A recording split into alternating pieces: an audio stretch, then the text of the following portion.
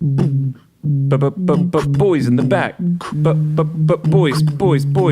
What is good? We are back with another episode of The Boys in the Belgrade. UFC heads to Serbia this weekend, as do the boys in the back. We become the boys in the Belgrade. Didn't mute my laptop. Was kind of a crazy pre-show today, if I do say so myself. I'm 1/3 of the boys in the back, Connor Burks. Joined alongside me, as always, Doctor. Whoa, this really does pop. Jordan was gassing me up, but actually, New Your York. eyes look so good today. Let's see them. Ooh, Wow, they really doggy. pop. They really pop. You look great. Why are we wearing scrubs? Why are we adorned with Serbian flags everywhere? It's because Uros Medic, the Doctor, will be headlining this weekend in Belgrade as UFC makes its debut in the Balkan country. you asked why are we wearing scrubs? Now sitting here, I ask you, why are we not always wearing scrubs? Scrubs are comfortable as fuck. I can't lie, and we get away with it in the office. Deep V, bring back the Deep V, V. baby. This is a little deep for me. Rick walks out of the bathroom in the scrubs. He's like, "Oh, hey guys, I'm here to take your IV." Dude, so funny, man. That's so hilarious. Walked by several Yahoo employees. No one said anything about us wearing scrubs. I was just sprinting through the Yahoo offices wearing scrubs, and no one batted an eye.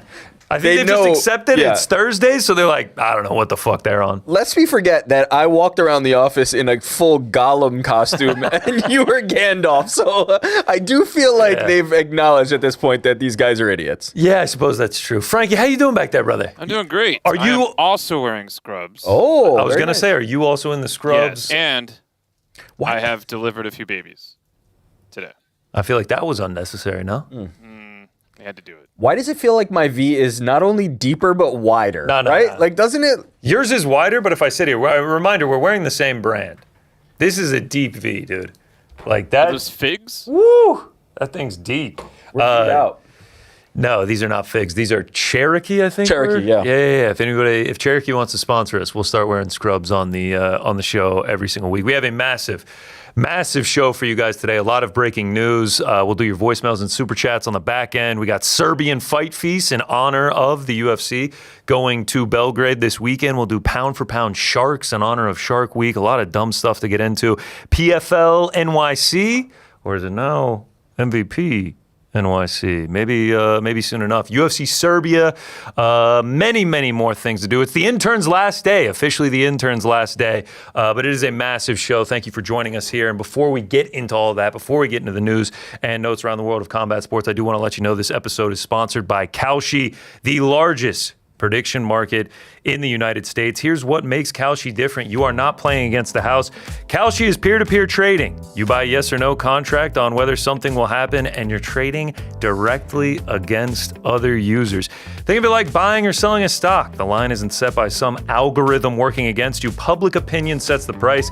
Kalshi is CFTC approved, federally regulated, which is why it's available all across the country, including California and Texas. Download the Kalshi app and use code BITB. Tell them we sent you. And you'll get up to $500 when you trade 25. That is Kalshi, Kalshi. Trade what's next. We appreciate Kalshi. Go support them because they support us. All right, let's start with the news and notes around the world of combat sports. And we got a big one this morning when we found out that MVP will be merging with PFL. Massive news, as PFL seemed to be sort of the pseudo number two behind the UFC in terms of promotion. And now MVP, who has only put on one MMA card, the one we saw on Netflix back in May at the Intuit Dome, Ronda Rousey versus Gina Carano, they have now merged with PFL. It's all going to fall under the MVP brand at some point. Yeah, we got a nice video here of them essentially absorbing the PFL logo. Through training. Through sparring and training. That's how they did it. But massive news for MMA, combat sports as a whole. Yeah, I mean, naturally, when we think of MVP, we do think of MMA because of that most recent card that was on Netflix.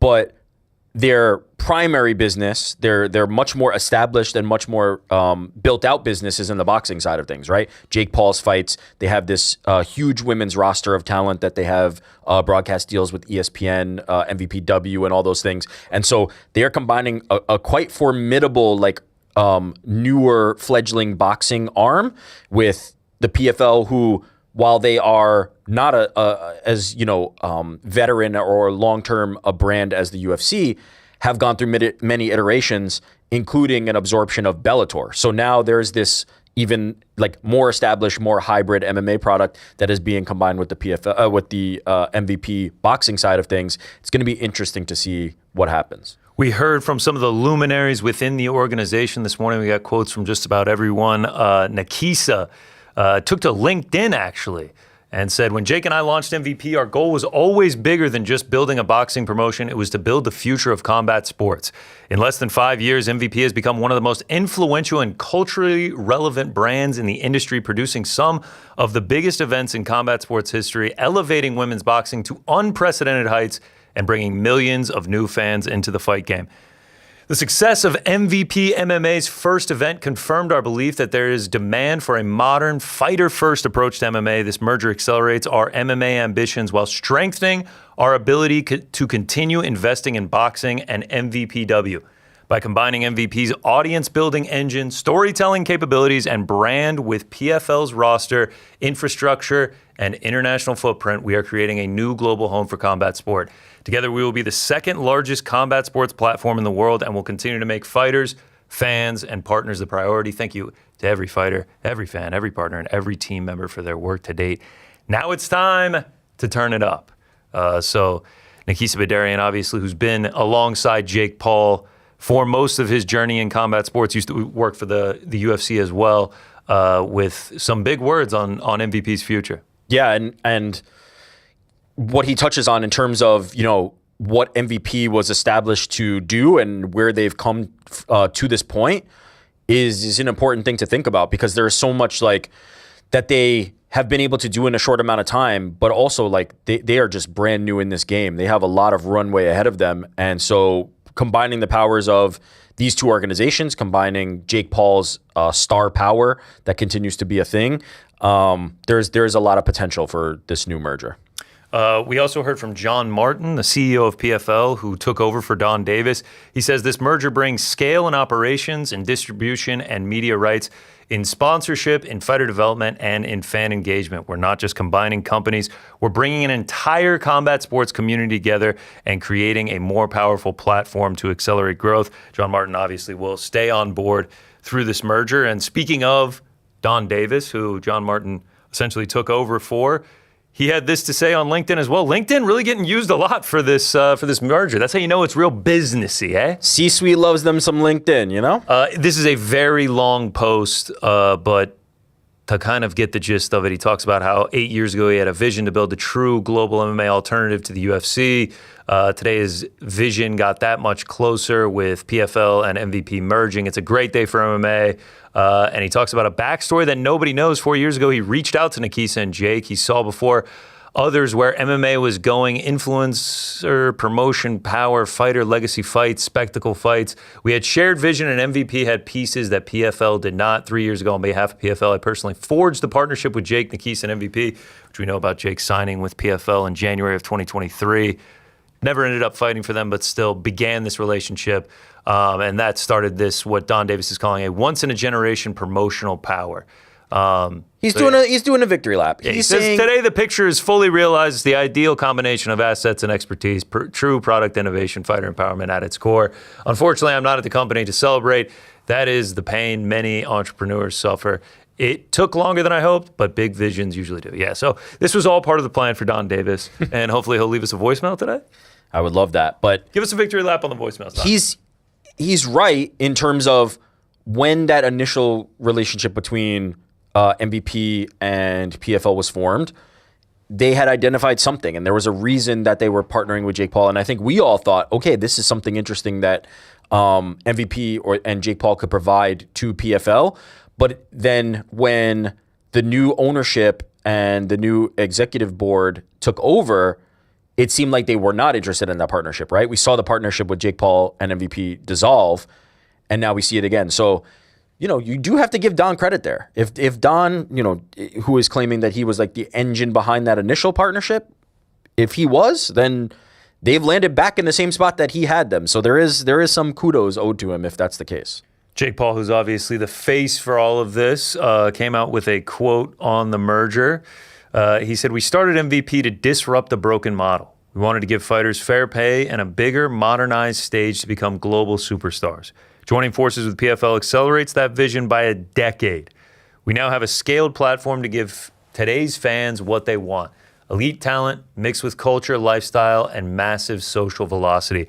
MVP was always bigger than me and bigger than any one fighter. MVP is an inevitable movement that needs to happen for the athletes, and now we have all the resources we need to build something that changes this sport forever." Obviously, he's always on social media. They were at NASDAQ this morning, and he posted this video right before they went and rang the opening bell. MVP PFL merger, it's official. The whole squad is in here, about to ring the bell, taking over combat sports one more day at a time. When they started in this business, they all laughed at us. Now who's laughing? Come on. And there they are. Ring that bell, baby. Looks like Yahoo Sports up there, eh? Shout out. Shout Our crew, Shout out to our friends. our squad that went up there.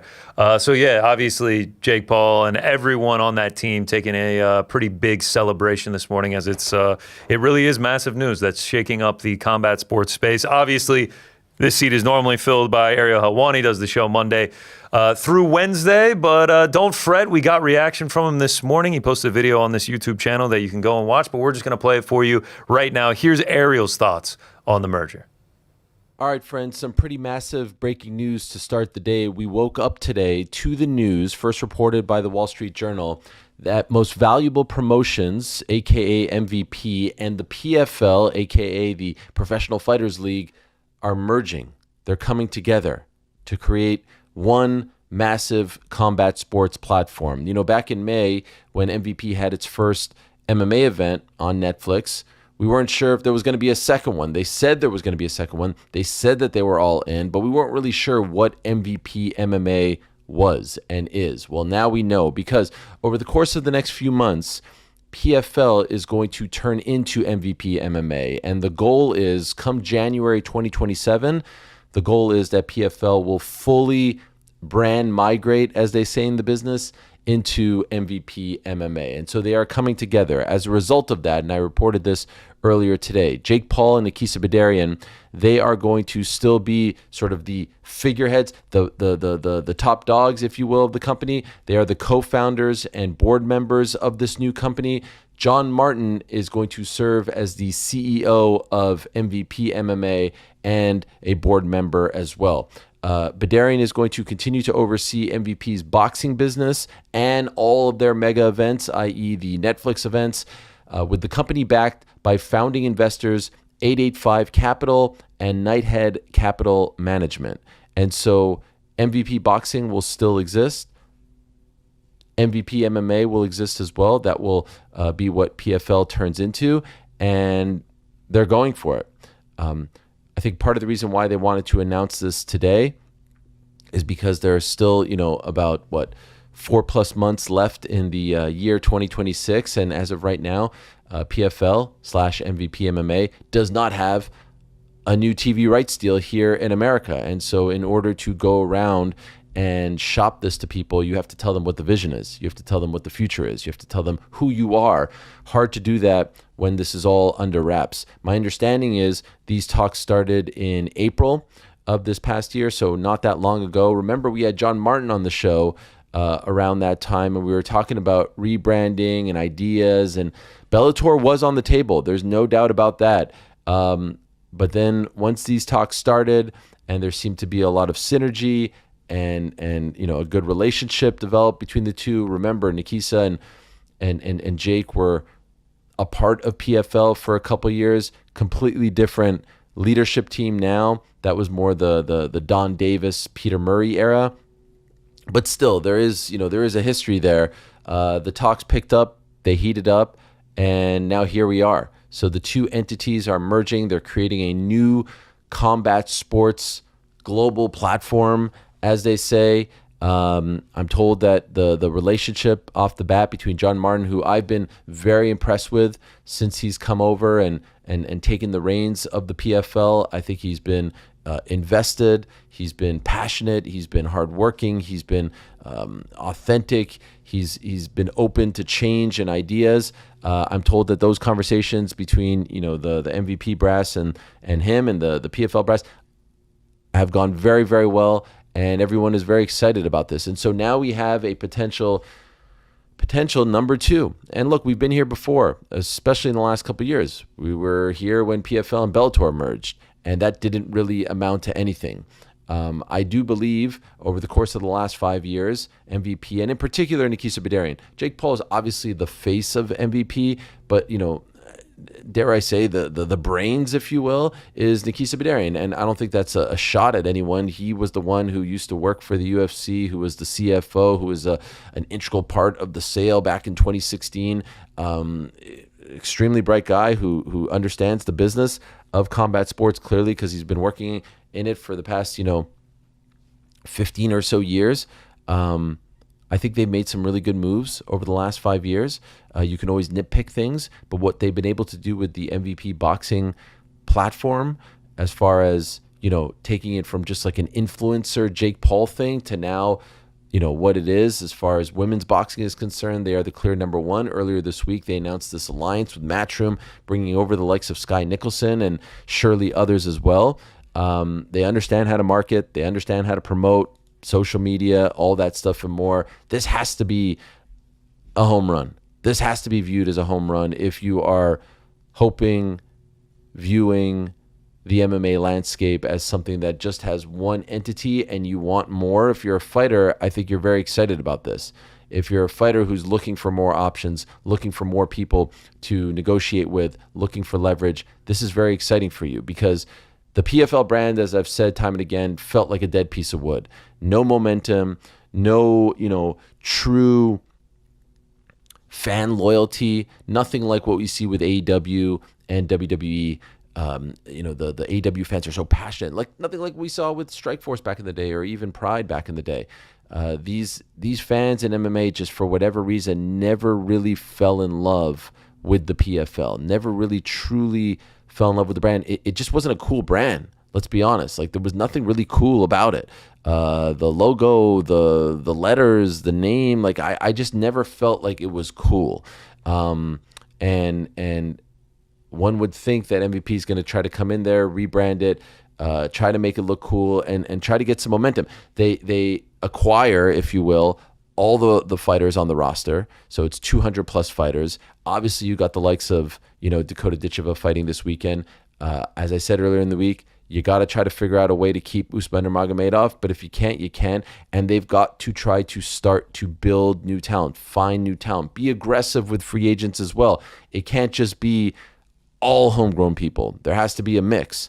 But I'm really curious to see, because like I said, when PFL and Bellator merged, it felt like a de facto number two was born.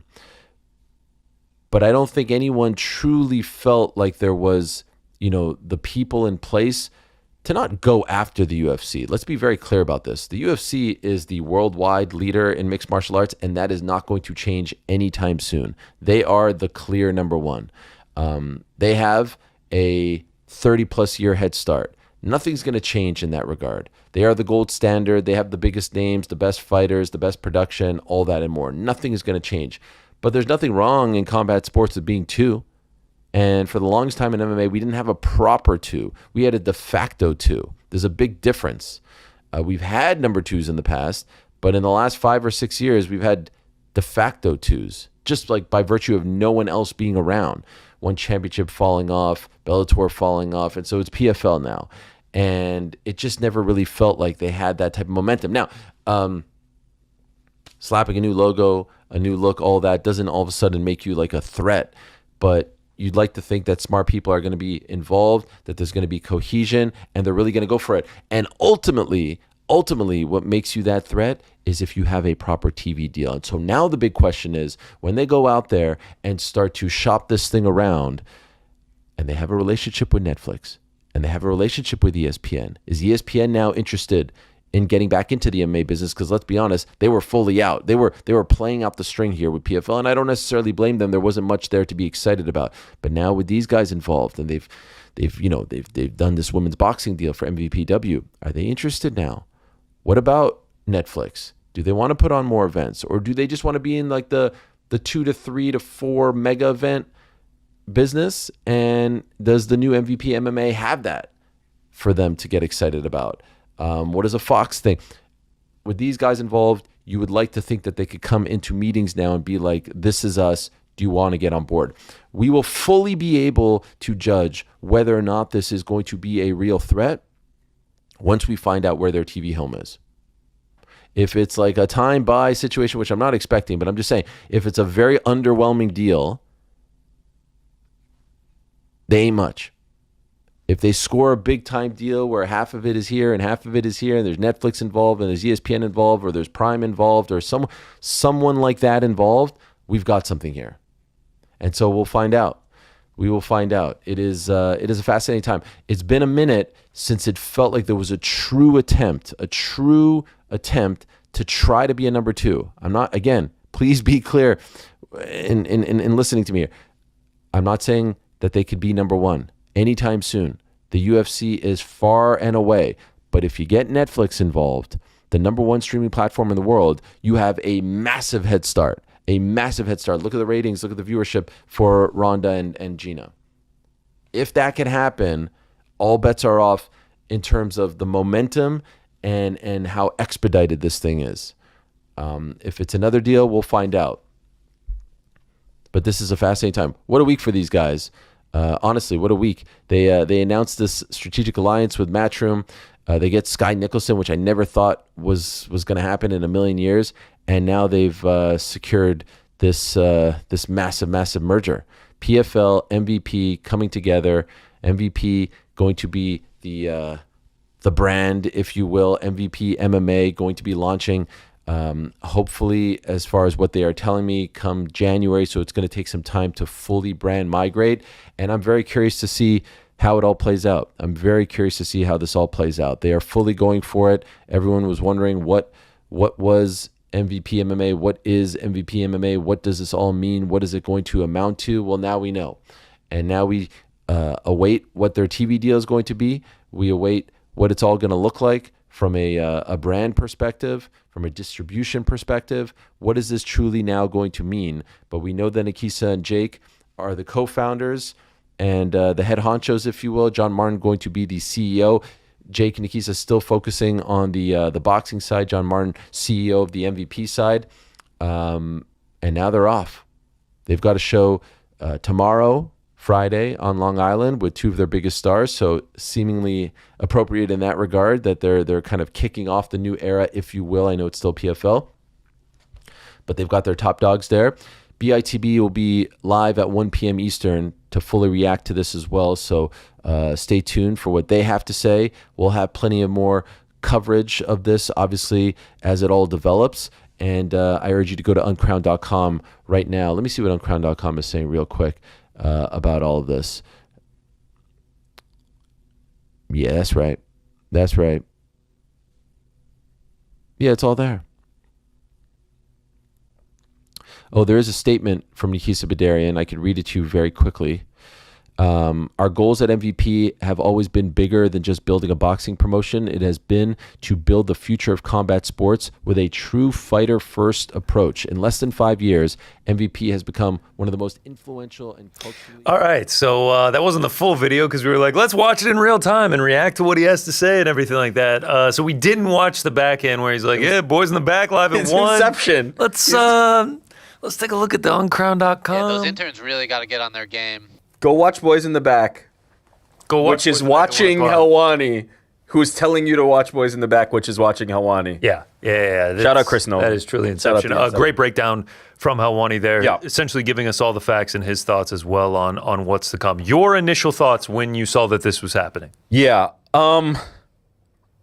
obviously massive news for the industry, right? There's no way to put it, as you said earlier, as Helwani said, PFL has slid into the de facto number 2 promotion spot. Like that is what they were for the state of MMA.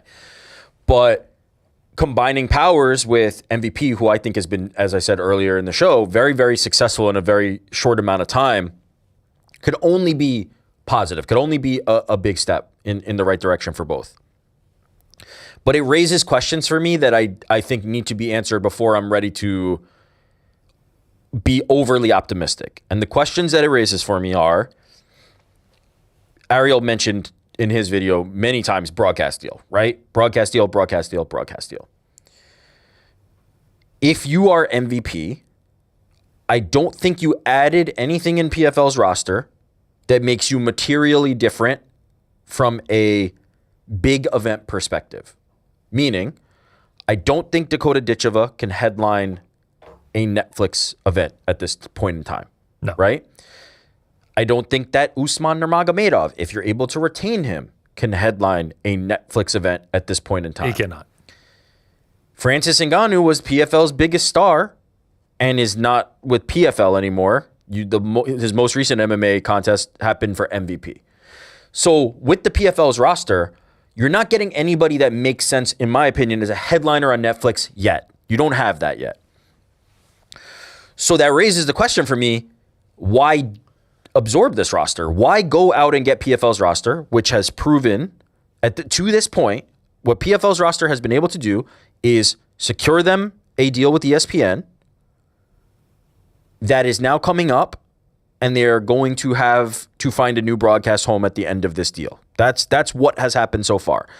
From the way the executives have talked about it, it does not seem like it has been a very fruitful broadcasting relationship, right? It does not, like, we hear John Martin taking some shots at ESPN and their support that they provided, and the way that ESPN has programmed them, it's pretty clear that PFL is not a high priority for them. To the point, was it earlier this week or it was last week, you were talking about how you think that ESPN is sort of intentionally putting them in these spots. Not intentionally putting them in bad spots, but not putting them in good spots. Yeah.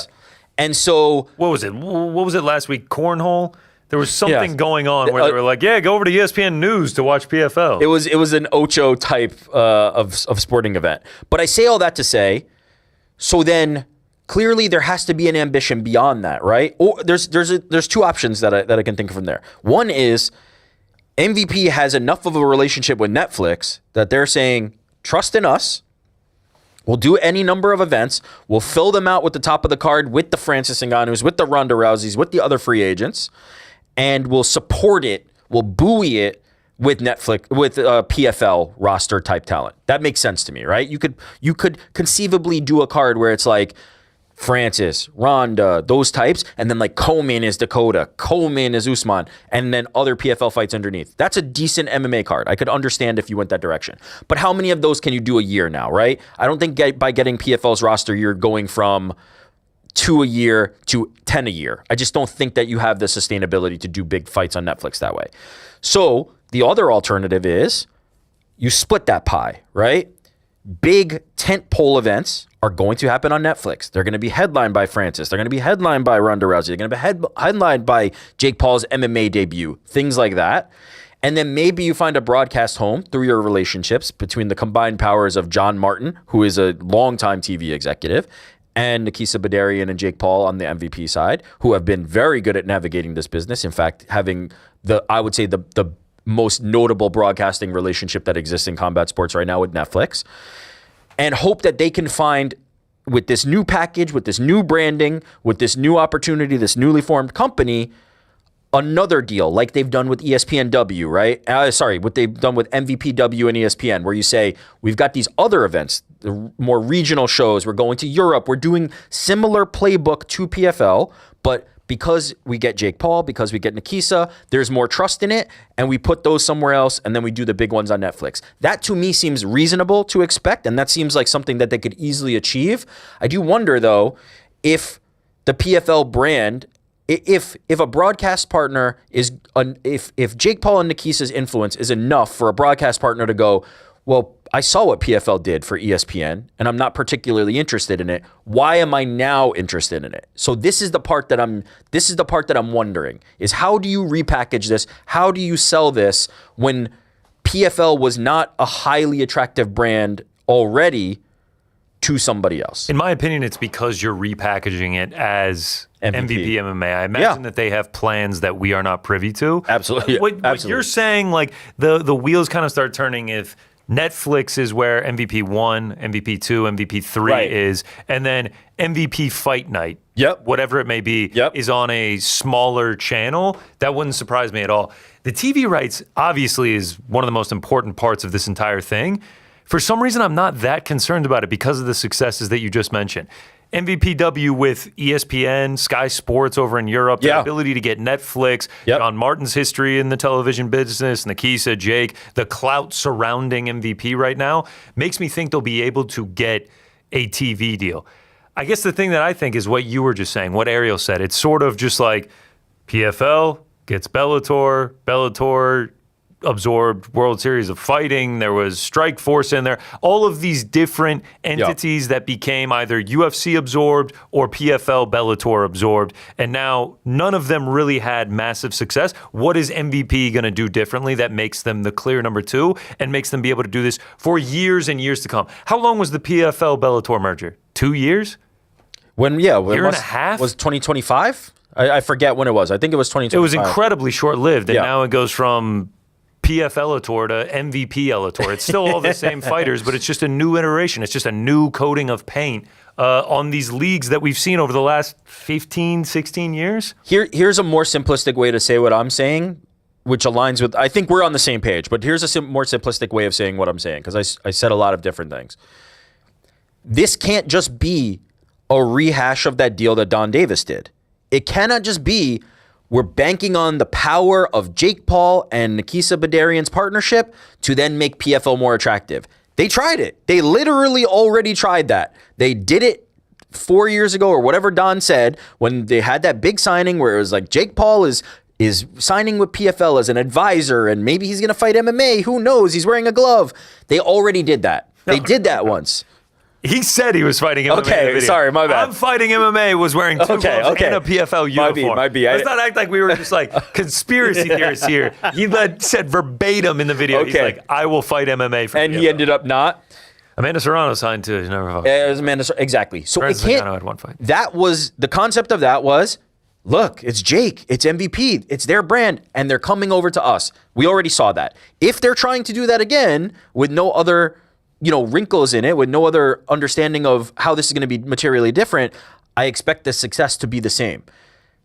This is where I say I have a lot of faith in Nikisa Badarian and Jake Paul as businessmen. I believe them to be very intelligent, and I imagine that they've already had conversations that have led them to believe that their partnerships are solid and that they can sell this through in a way that PFL on its own could not, right?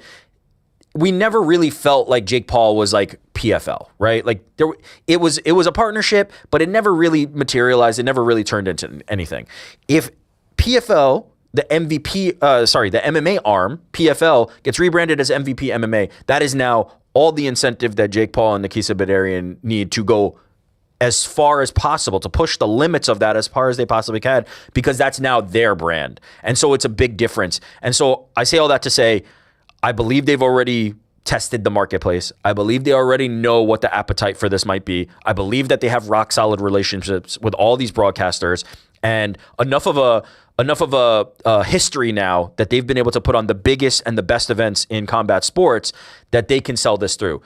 So I'm hopeful that this can be as big as it is. And not for nothing, the combined powers of the boxing arm of MVP, which did not, like in that partnership previously, that was just Jake Paul's lending his name, his resources to PFL. This is now a company that includes the boxing arm. This is the boxing arm and this is the MMA arm, and they are under one umbrella in the same way that TKO has UFC and has Zuffa Boxing. It is a formidable kind of package. I do think that they will be in good position for success, and it will really hinge on how do they navigate this broadcast deal. To your point about the success, I agree with you that I have full faith that they know things that we don't that makes them believe that this is going to be successful. Because however you feel about them, whether you like the MVP card in May, whether you like Jake Paul's fights, whether you like Nikisa Badarian or anything like that, it is an inarguable fact that they have been successful in the combat sports space. It does not fucking matter your feelings on the Mike Tyson fight, on the Anthony Joshua fight, on the MVP card with Gina and Ronda. They have been successful. They have generated a lot of money, a lot of eyeballs on the sport. They have been successful in that. For that reason, similar to their now rivals in Zuffa Boxing with everyone at TKO, the Nick Khans, the Dana Whites of the world, their shown success makes me believe that that will also be successful. So I have confidence in both of the drivers of these massive entities in the combat sports space. The issue now comes down to what you were saying. What does it look like? How do we get there? After the first Netflix card, I was just like, well, let's wait and see. It's sort of like the Zuffa Boxing, the Dana White Judge Me in 2027 thing. Let's wait and see what happens with MVP MMA.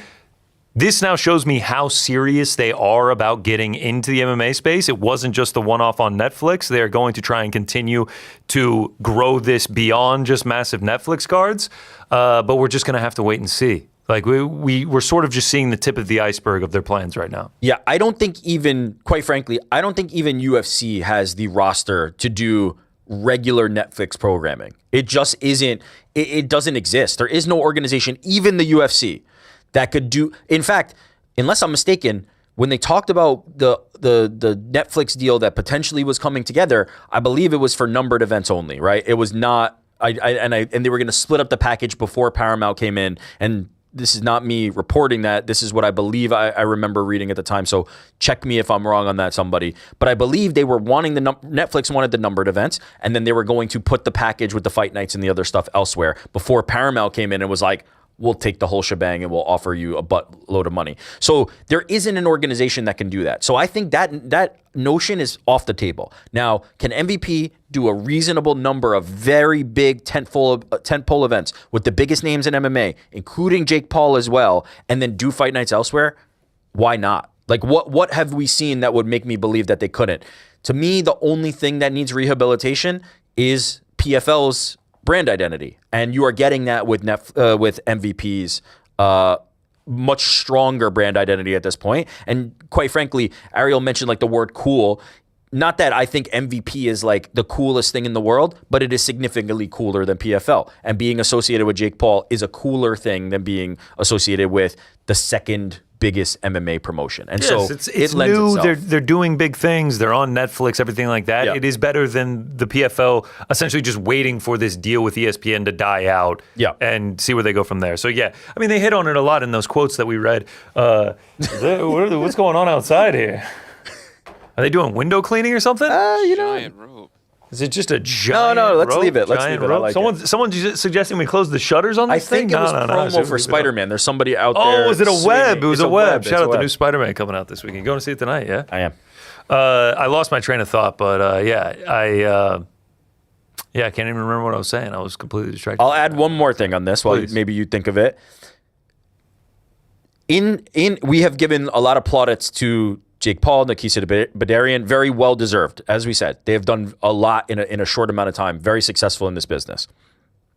What they have not done is just make huge miscalculations or huge investments without some softening of it, without some hedge. And when I say that, I mean they have a partnership with Netflix and know what Netflix wants and put on those events.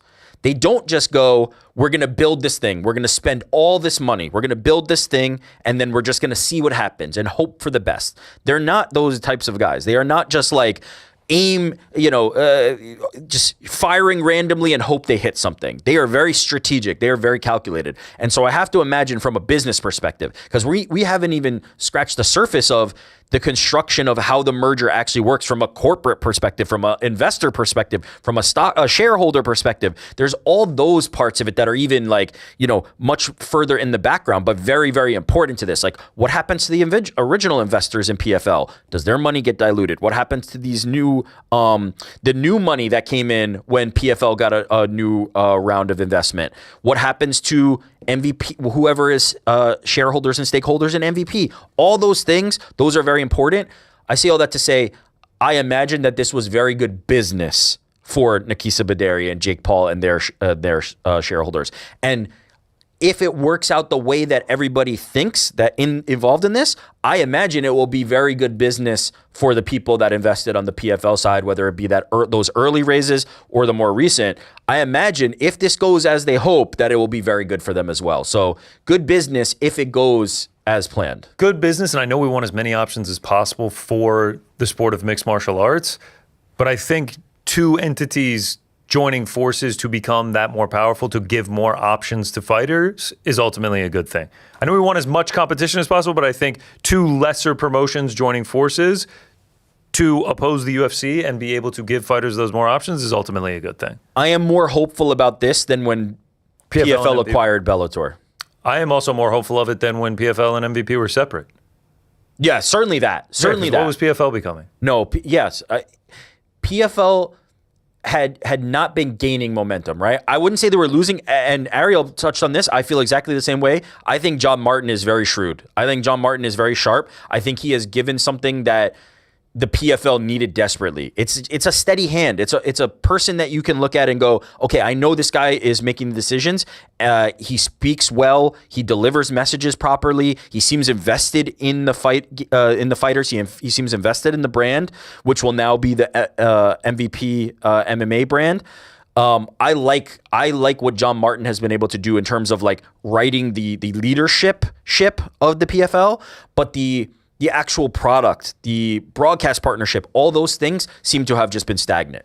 And this will give new life. This will give potentially new momentum if they can get off to the right start. Yeah, we'll see what happens. I'm sure it'll be a lengthy process. I think Ariel alluded to the fact that the branding will fully take over by January of 2027. Yep. So about 5 more months, obviously. We're not going to see MVP all over the cage tomorrow night. Out on Long Island, which we will be in attendance for. Last PFL show? No, they're gonna. I figure they'll follow through with the rest of the calendar till that January time. But I'm sure we will see Jake Paul. I'm sure we will see Nikisa Badari, and I'm sure there will be some presence as this is happening. Speaking of Jake Paul, who has sort of become one of the main faces for combat sports, especially in the business. Absolutely. I kind of wanted to just run through to the point of how we got here, to the point of now his promotional business is merging with PFL, the de facto number 2 here in the United States and probably globally as well, the one that people look to, if you're not going to be in the UFC, if you're cut from the UFC, anything like that, if you're in a competition going to the UFC, how did we get to this point? Let's go all the way back to August of 2018. He makes his amateur... 8 years ago? Yes. 8 years ago. Okay. Dude has never even laced up the gloves. We're just talking about it. Makes his amateur boxing debut against Deji, KSI's brother. Wow. Wins that fight. About a year and a half later, makes his professional debut in January of 2020. Then later that year, he fights Nate Robinson, gets a KO win. And I remember going to that one. I was all over Nate. I was like, man, give me Nate Robinson. He's going to fucking smoke this guy. Slept bad, man. Then he fights Ben Askren in April of 2021. Gets a TKO win over him. Man, look at how small he was. Dude, he looks quite different. He's been in the gym, to say the least. And then after that fight, Dana White is asked about it at the UFC 261 post-fight presser and essentially calls BS on the numbers that they're reporting, says it's a total circus. This is kind of when we start seeing the beef between Dana White and Jake Paul really starting. Take a listen. From this point on, do you think the UFC will have that mentality to keep setting the standard on all around? Because in the boxing side, people see that number that you said was bullshit, the 1.3, and they want to know where the numbers are going to come from the pay-per-view side. Well, you got to say that criticism, because Jake Paul comes out of nowhere busting all this money, and then people are saying a fake fighter is making real money. How much did he make? He made, well, bonus, they said 2.5 to 3 mil. Yeah. They said they did fucking 2 million pay-per-view buys, too. I don't believe... It's 1.3. Okay. I didn't do that either. I don't believe anything they say. That's a fucking circus. That's not a real... None of that's real. I mean, do you think any of that shit that's going on over there is real? Come on, man. I built a real business here, a real sport. That's a freak show. This is 5 years ago. This is what Dana White is saying about this. This is like kind of crazy to look back on. Like, obviously, rightfully so at that point, Dana White. Like, it's Jake Paul against Ben Askren, who's never boxed, and these massive numbers are coming out for it and everything. Whereas Dana White's coming off of UFC 261. Like, he doesn't really have that much faith in it. We continue along. Go ahead. I actually think, in hindsight, it's a little bit ridiculous because, as we know, Jake Paul does actually bring in those numbers now that we've seen this in action. I think Dana actually did know what was coming there. When Dana doesn't see something as a threat, it's an outright dismissal. It's like a next thing. Like, we're not talking about it. Calling it a clown show, isn't that? No. He's angry. You're saying insulting it. He's angry. He's insulting it. I think he recognized that, like, there was something there. Now, I don't think he saw this future. He definitely did not see this future. But I don't think he, as an example, what's the last Dana White comment about the PFL you remember? Yeah, I can't. You can't, right? Yeah. He doesn't actually, like, I vaguely remember it being just like, I'm not worried about that. Doesn't see them as a threat. Good luck to them. Jake Paul doing what he was doing, I think there was a little more there. But anyway, we continue. He fights Tyron Woodley twice in 2021, one unanimous decision win, and then that bad KO in December of 2021. And then he rings in the new year in 2022, tweeting at Dana White, he'll retire and fight Masvidal in the UFC if Dana agrees to these conditions.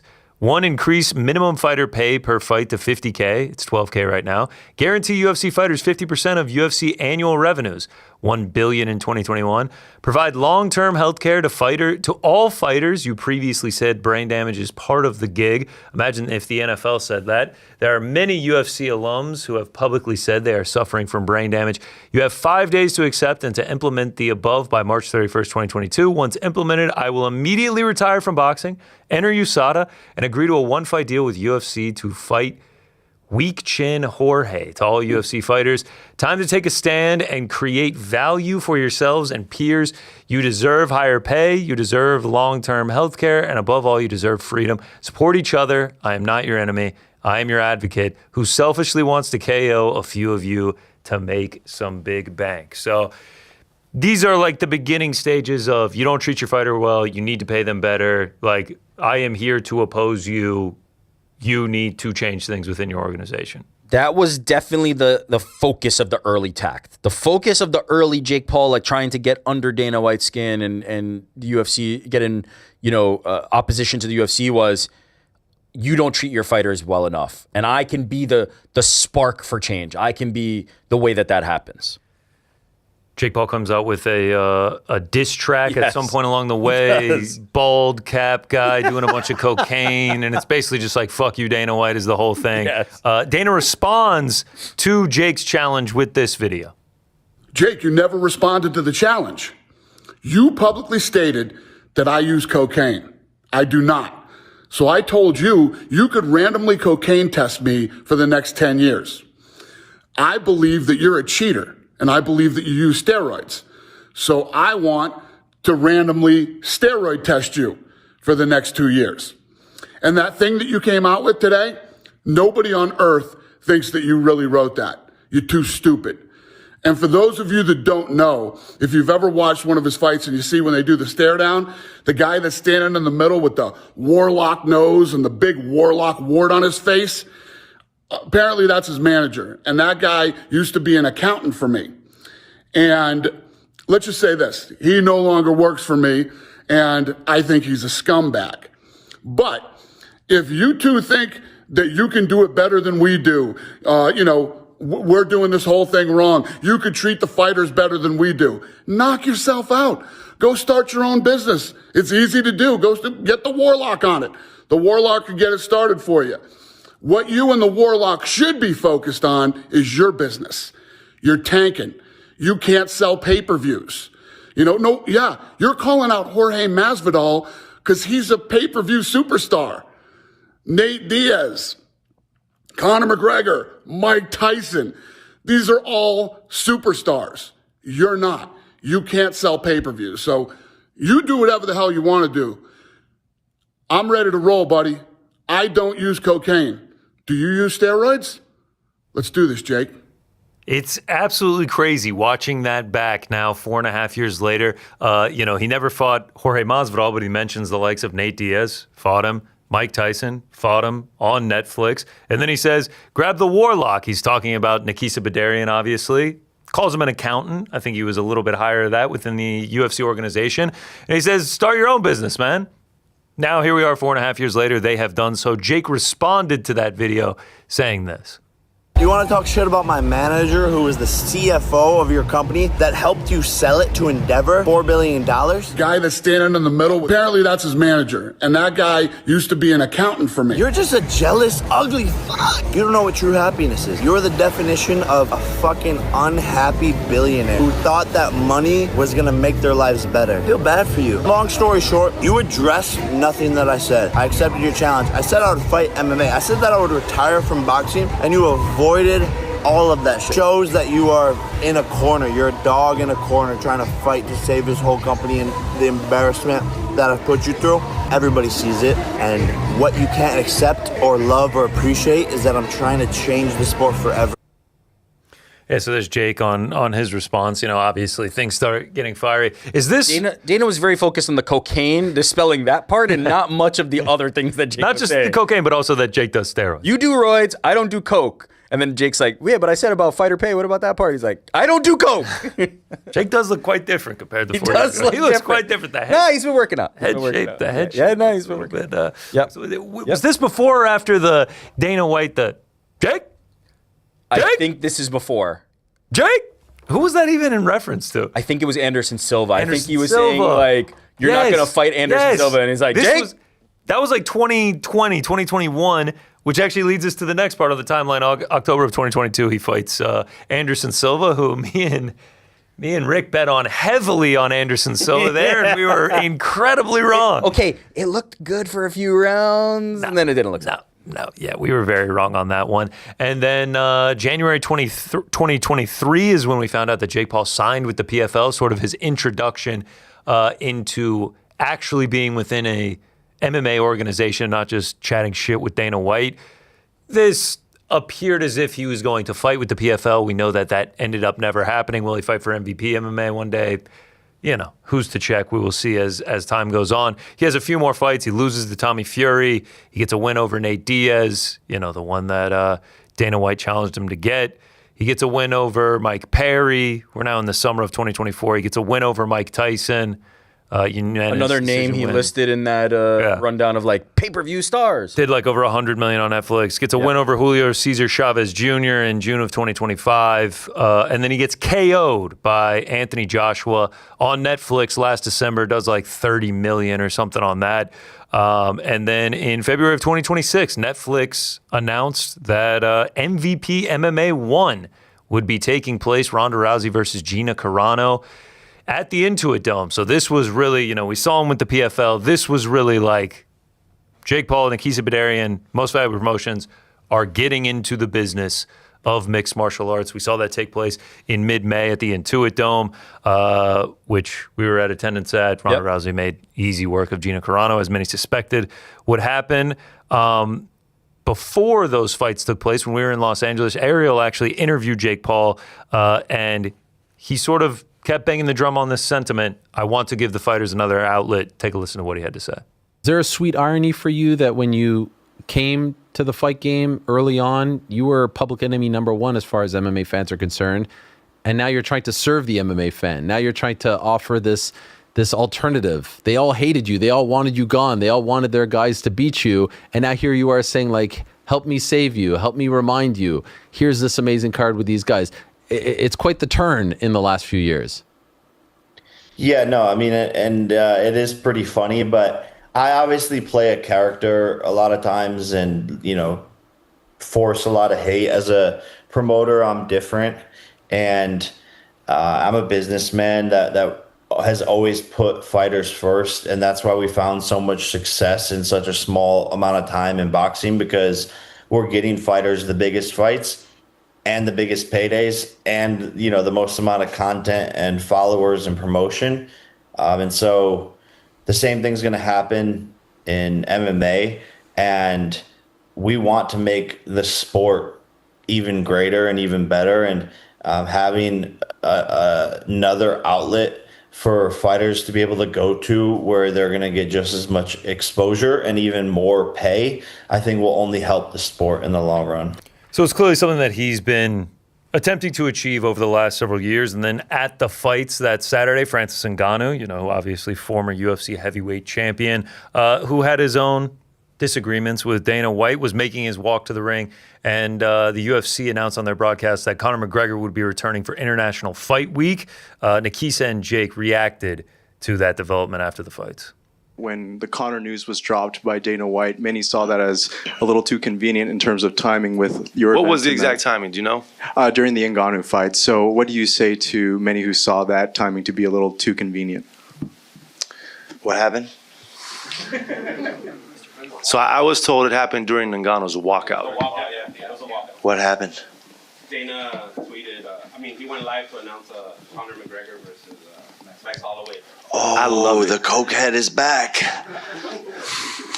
Nice. Listen. Yeah, that's cool, bro. Cool. Yeah, drop it during our event. Doesn't matter. That just shows how pressed they are.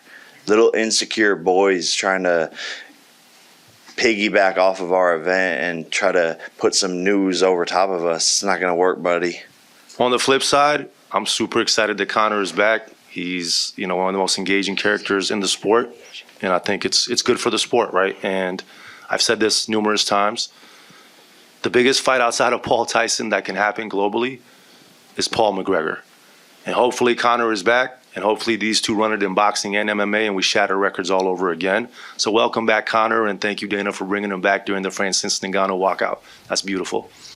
So they don't seem too bothered by it, but the feud continues. The feud that we have now shown has been happening over the last few years. And then all the way up until this week, you see Matchroom and MVP linking up to make a women's boxing strategic alliance.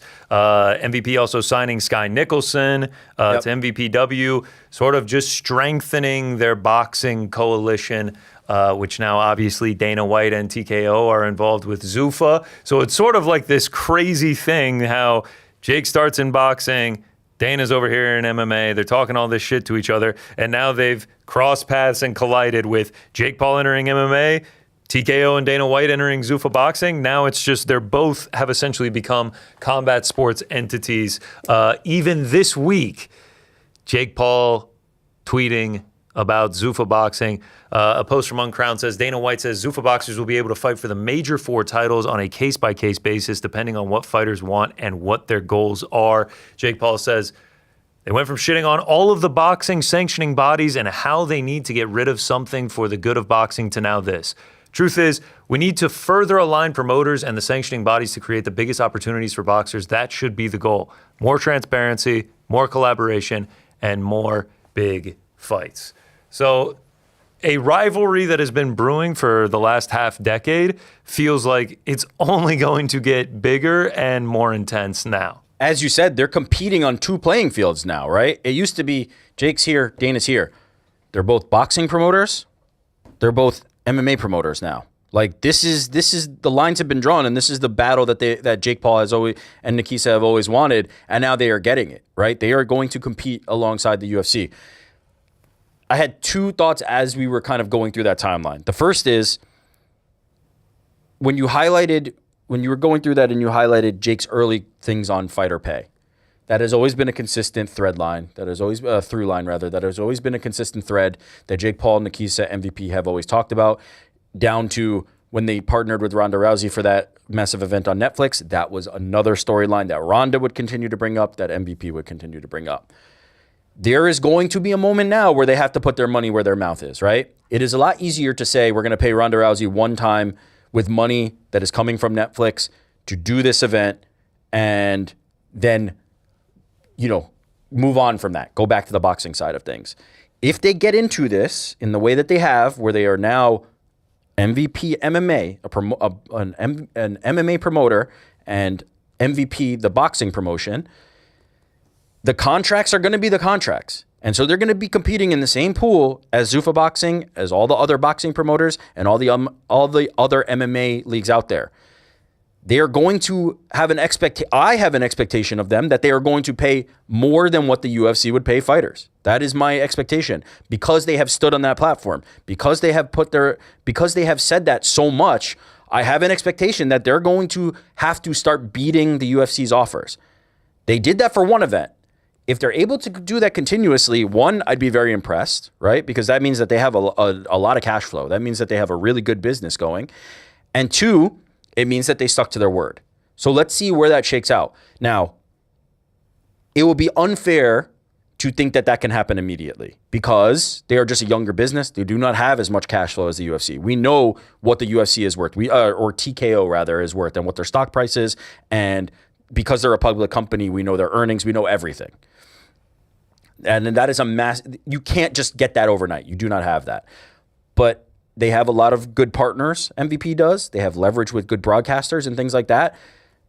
These fighters that they sign will be expecting to be paid very well. And I'm hoping that they can stick to their guns on that and make sure that these fighters are compensated fairly and taken care of fairly.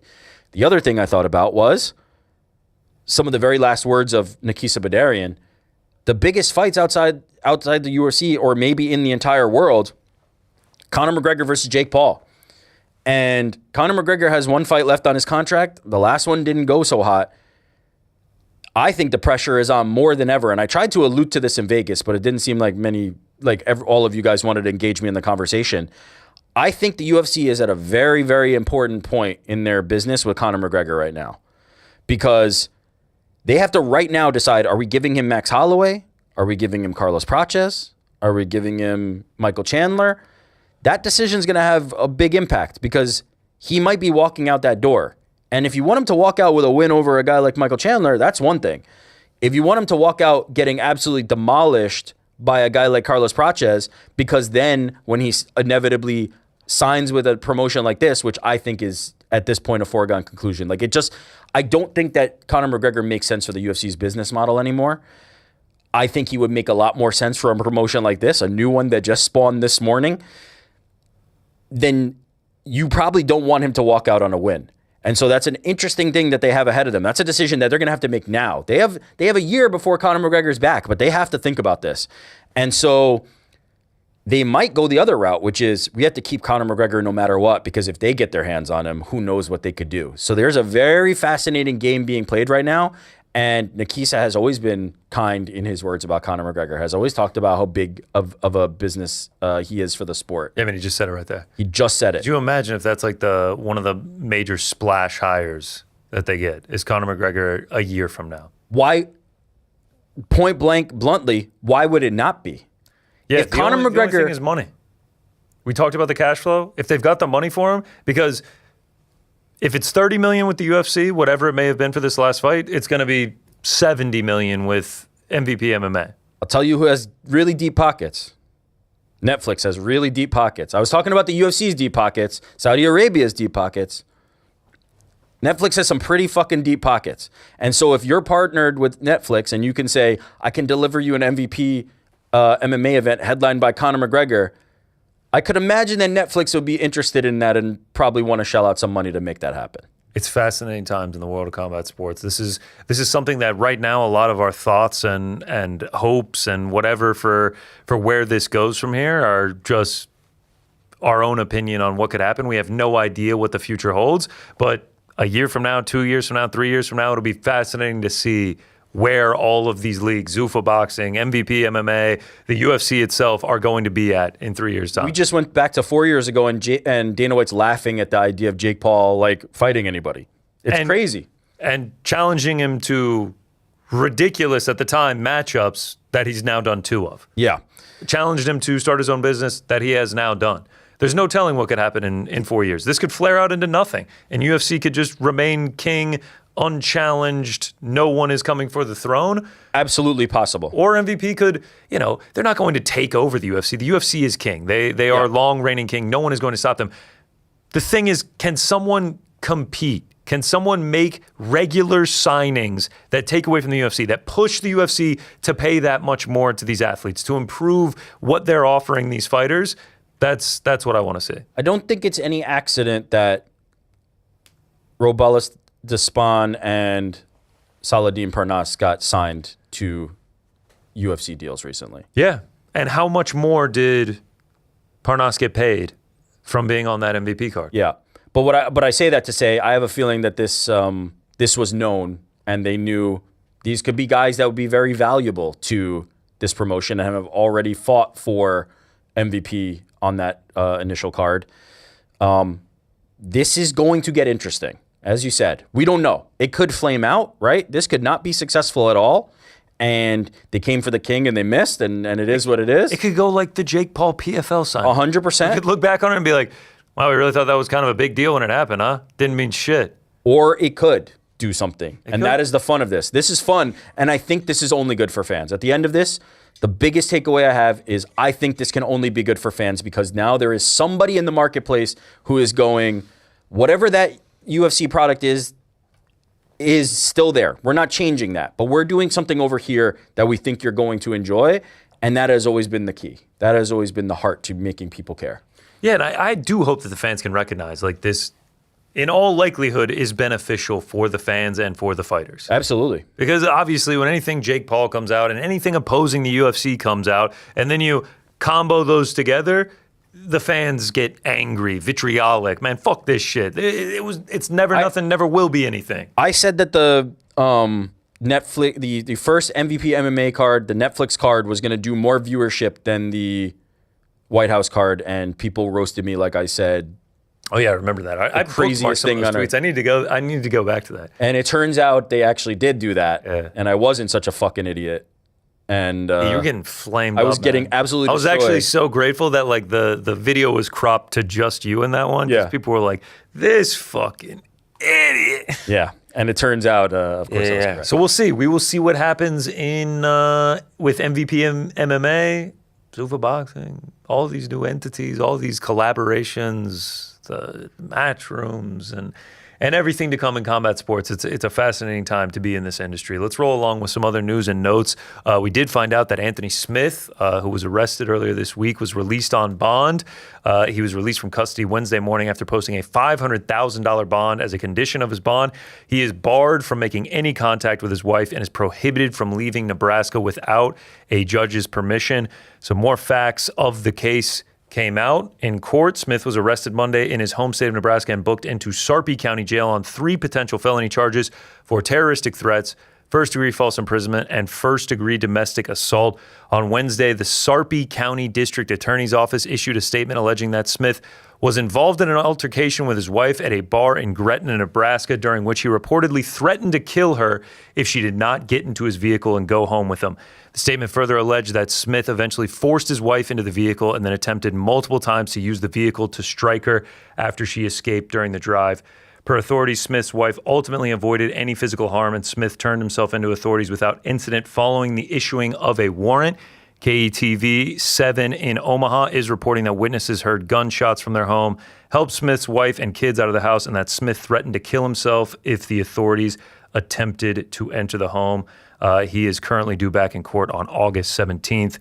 And the combined weight of Smith's 3 charges, if convicted, carries a potential sentence of more than 20 years in prison. So some pretty horrific stuff to come out of this case. Inexcusable from Anthony Smith. Could end up spending real time in prison because of this. Family obviously fractured, and just an all-around incredibly sad story. Yeah, and you know, I thought Ariel spoke very eloquently on this yesterday, right? In terms of how we feel about these fighters, right? How they've been in our lives and forming these relationships, and being sad that this seems to be a road that is now that we're going down more than we'd probably like to see. And certainly our first thought is with the family, right? Like the victims of these alleged crimes, they're first and foremost, always. Like that's always going to be the case. But there is a part of me that is also very, very sad for this happening and continuing to happen, and worrying about what is the aftercare for guys like Dustin Poirier, for guys like Anthony Smith after the career is over. It can't just be, okay, we get a TV gig, right? Like that is not sufficient in my mind for what these guys are putting their bodies and their brains through.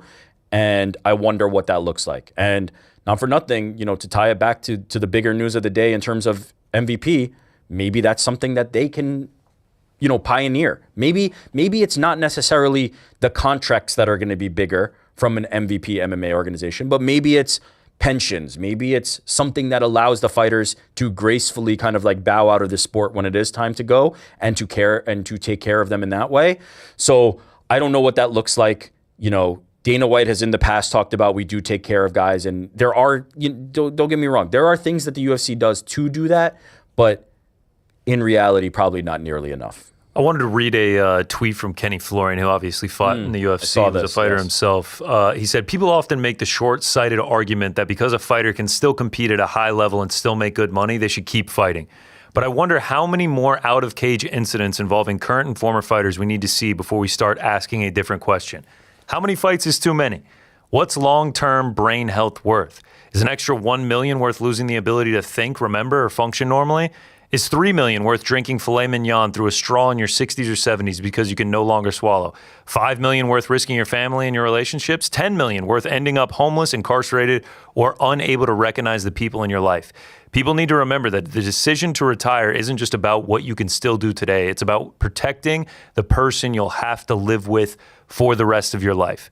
Ironically, the mindset required to succeed in one of the toughest and most physically damaging sports on the planet, the relentless drive to push forward, ignore pain, and believe you're the exception, is often the very thing that makes it hardest to recognize when it's time to stop and think long term. Obviously, Kenny, with experience in the octagon and being around fighting for the majority of his life, has seen this happen many times, and pointing out that it's been happening more and more regularly with fighters, and you always have to make that mirror over to the NFL, where CTE runs rampant, and there was a boom of it over the last 20 years where people really started paying attention to, oh, this guy did this guy did that. What's going on here? This is real. Major violent crimes were happening. Major, horrific, unspeakable things that happened because of the brain damage to these people. They become unrecognizable to themselves. They can't think properly, and they act out. And then when you have guys like Dustin Poirier and Anthony Smith, and thank God that Dustin Poirier didn't hurt anyone or do anything in the airport incident,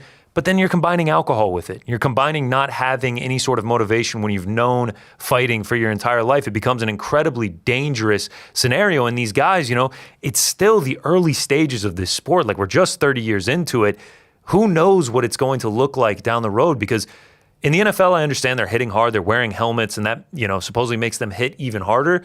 These are direct blows to the head. Yep. Like, guys like Max Holloway have absorbed like 2,500 strikes to the head over the course of their career. That's not including training. That's not including anything else. The knockouts, these violent, vicious knockouts where the eyes roll in the back of the head, where they're convulsing, the Bryce Mitchell where they go completely stiff as a board, like, these things add up over time. And when you combine that with age, it gets to this point where they can become extremely dangerous to themselves, their families, and society.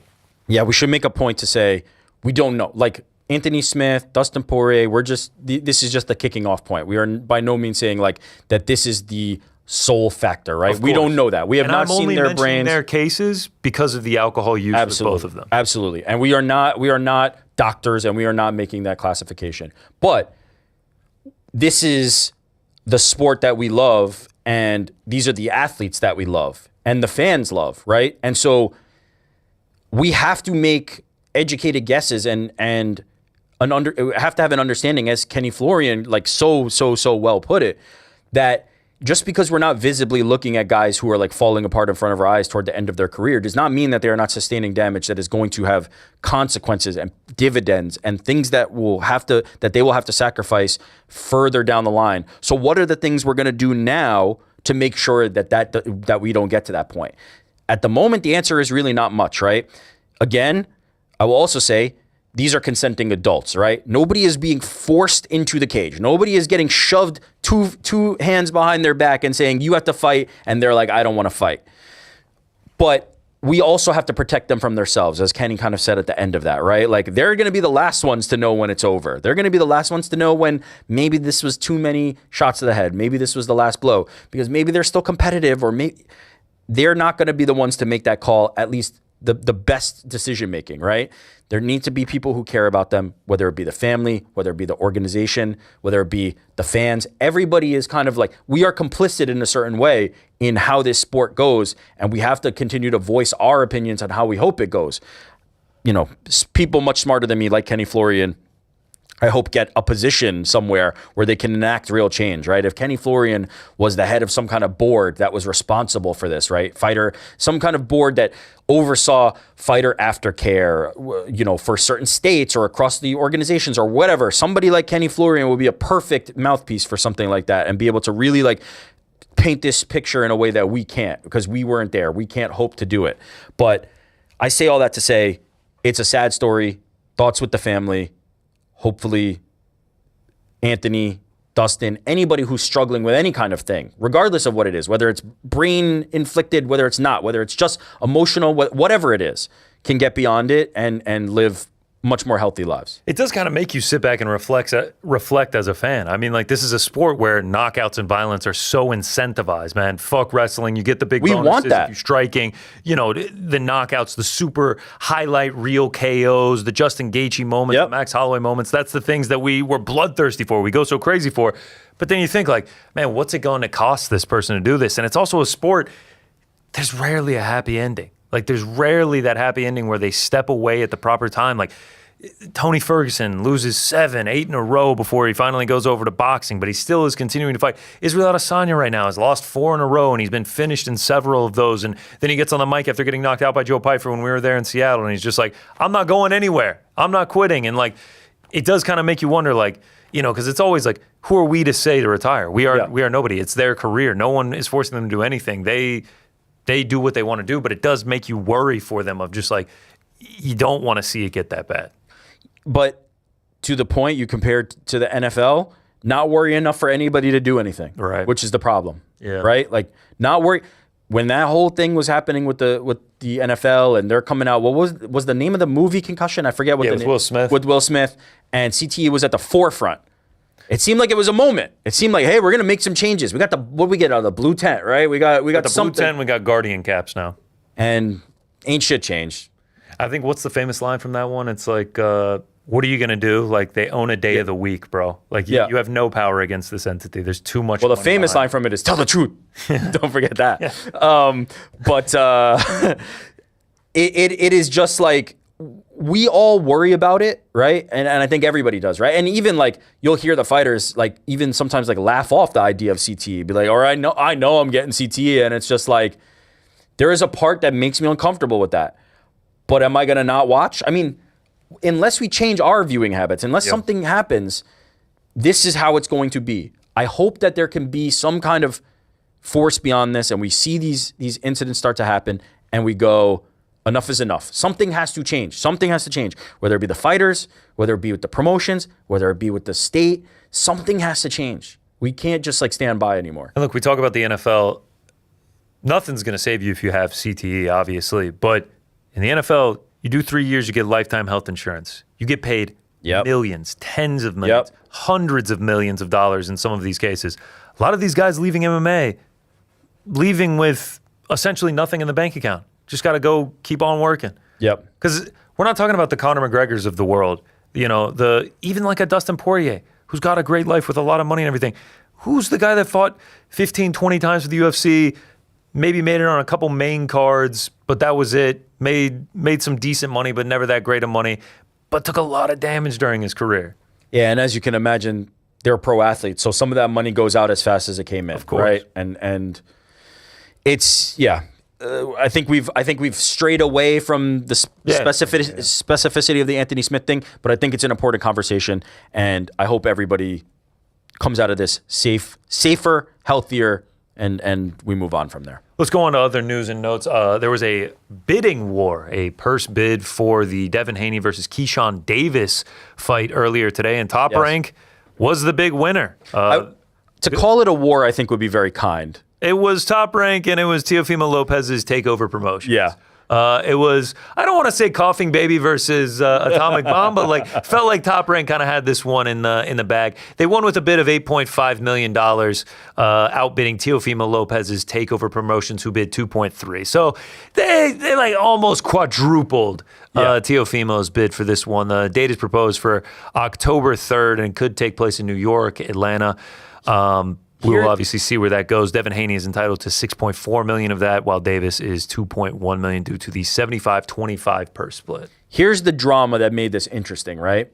The reason this went to purse bid was because the offer that Top Rank made for this fight offered Keyshawn Davis reportedly $3 million. Keyshawn said, I'm worth more. I don't know what that figure is. I've seen some rumors and speculation about what that number might have been. Suffice it to say, he did not think $3 million was enough, and so it went to purse bid.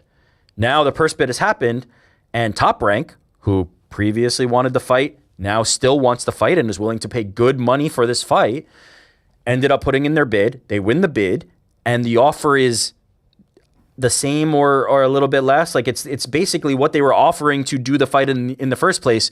The thing you have to remember is for one, Keyshawn Davis made a gamble and it didn't seem to have paid off. So now he has a decision to make because he did not get whatever that more money that he was after was.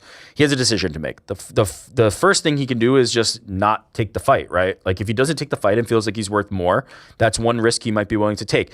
Maybe fight somebody else for less money, and then you come back and you have increased your value, and now you fight Devin Haney and you go, okay, now I am worth that money. Let's do it.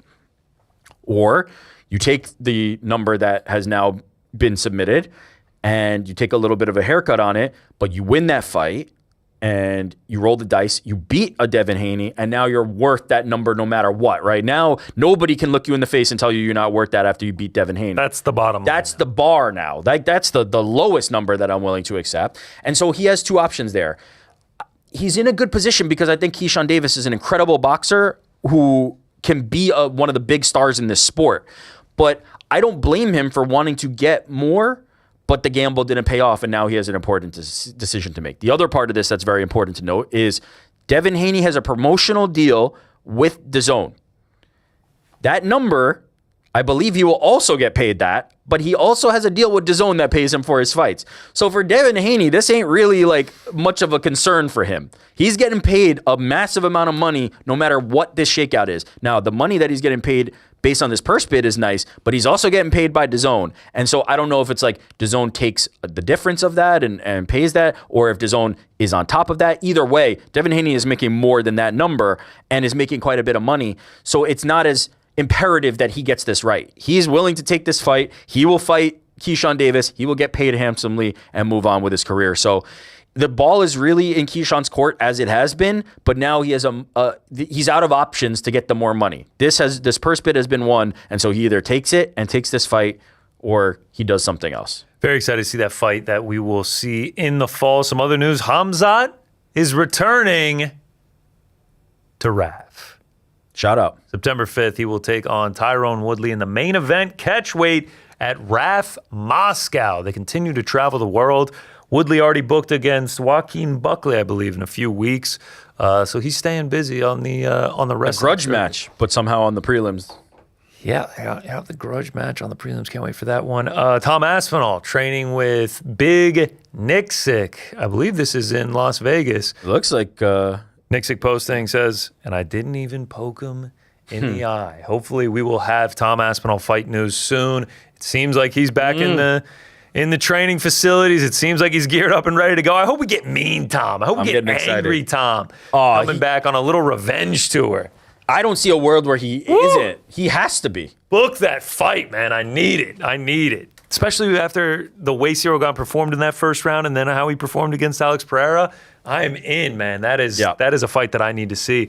Some other training. Another return we need to see. Petr Yan in the gym. Looking all right. Some kicks. Looking loose, baby. Oh, shit. Petr Yan, obviously, we have not seen him since his victory against Merab Dvalishvili. He is the current champion, so it would be great to see him back. We haven't seen Merab since that fight as well, so it would be awesome if we booked another rematch. Petr Yan. I would love it. I'd like Sean O'Malley more, but I'd love it. Speaking of being in the gym, Magomed Zainukov returns to his gym after his big victory on UFC Abu Dhabi. There he is. Zainukov. He's back. Great performance by him.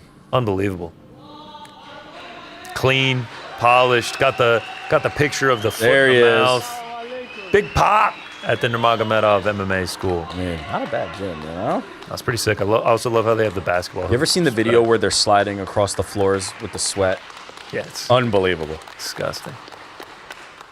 And the Dagestani basketball. Everyone's showing him love. A big win for him in his Yeah. UFC debut. Onward and upward for Usman. Jonko. Usman tomorrow. We got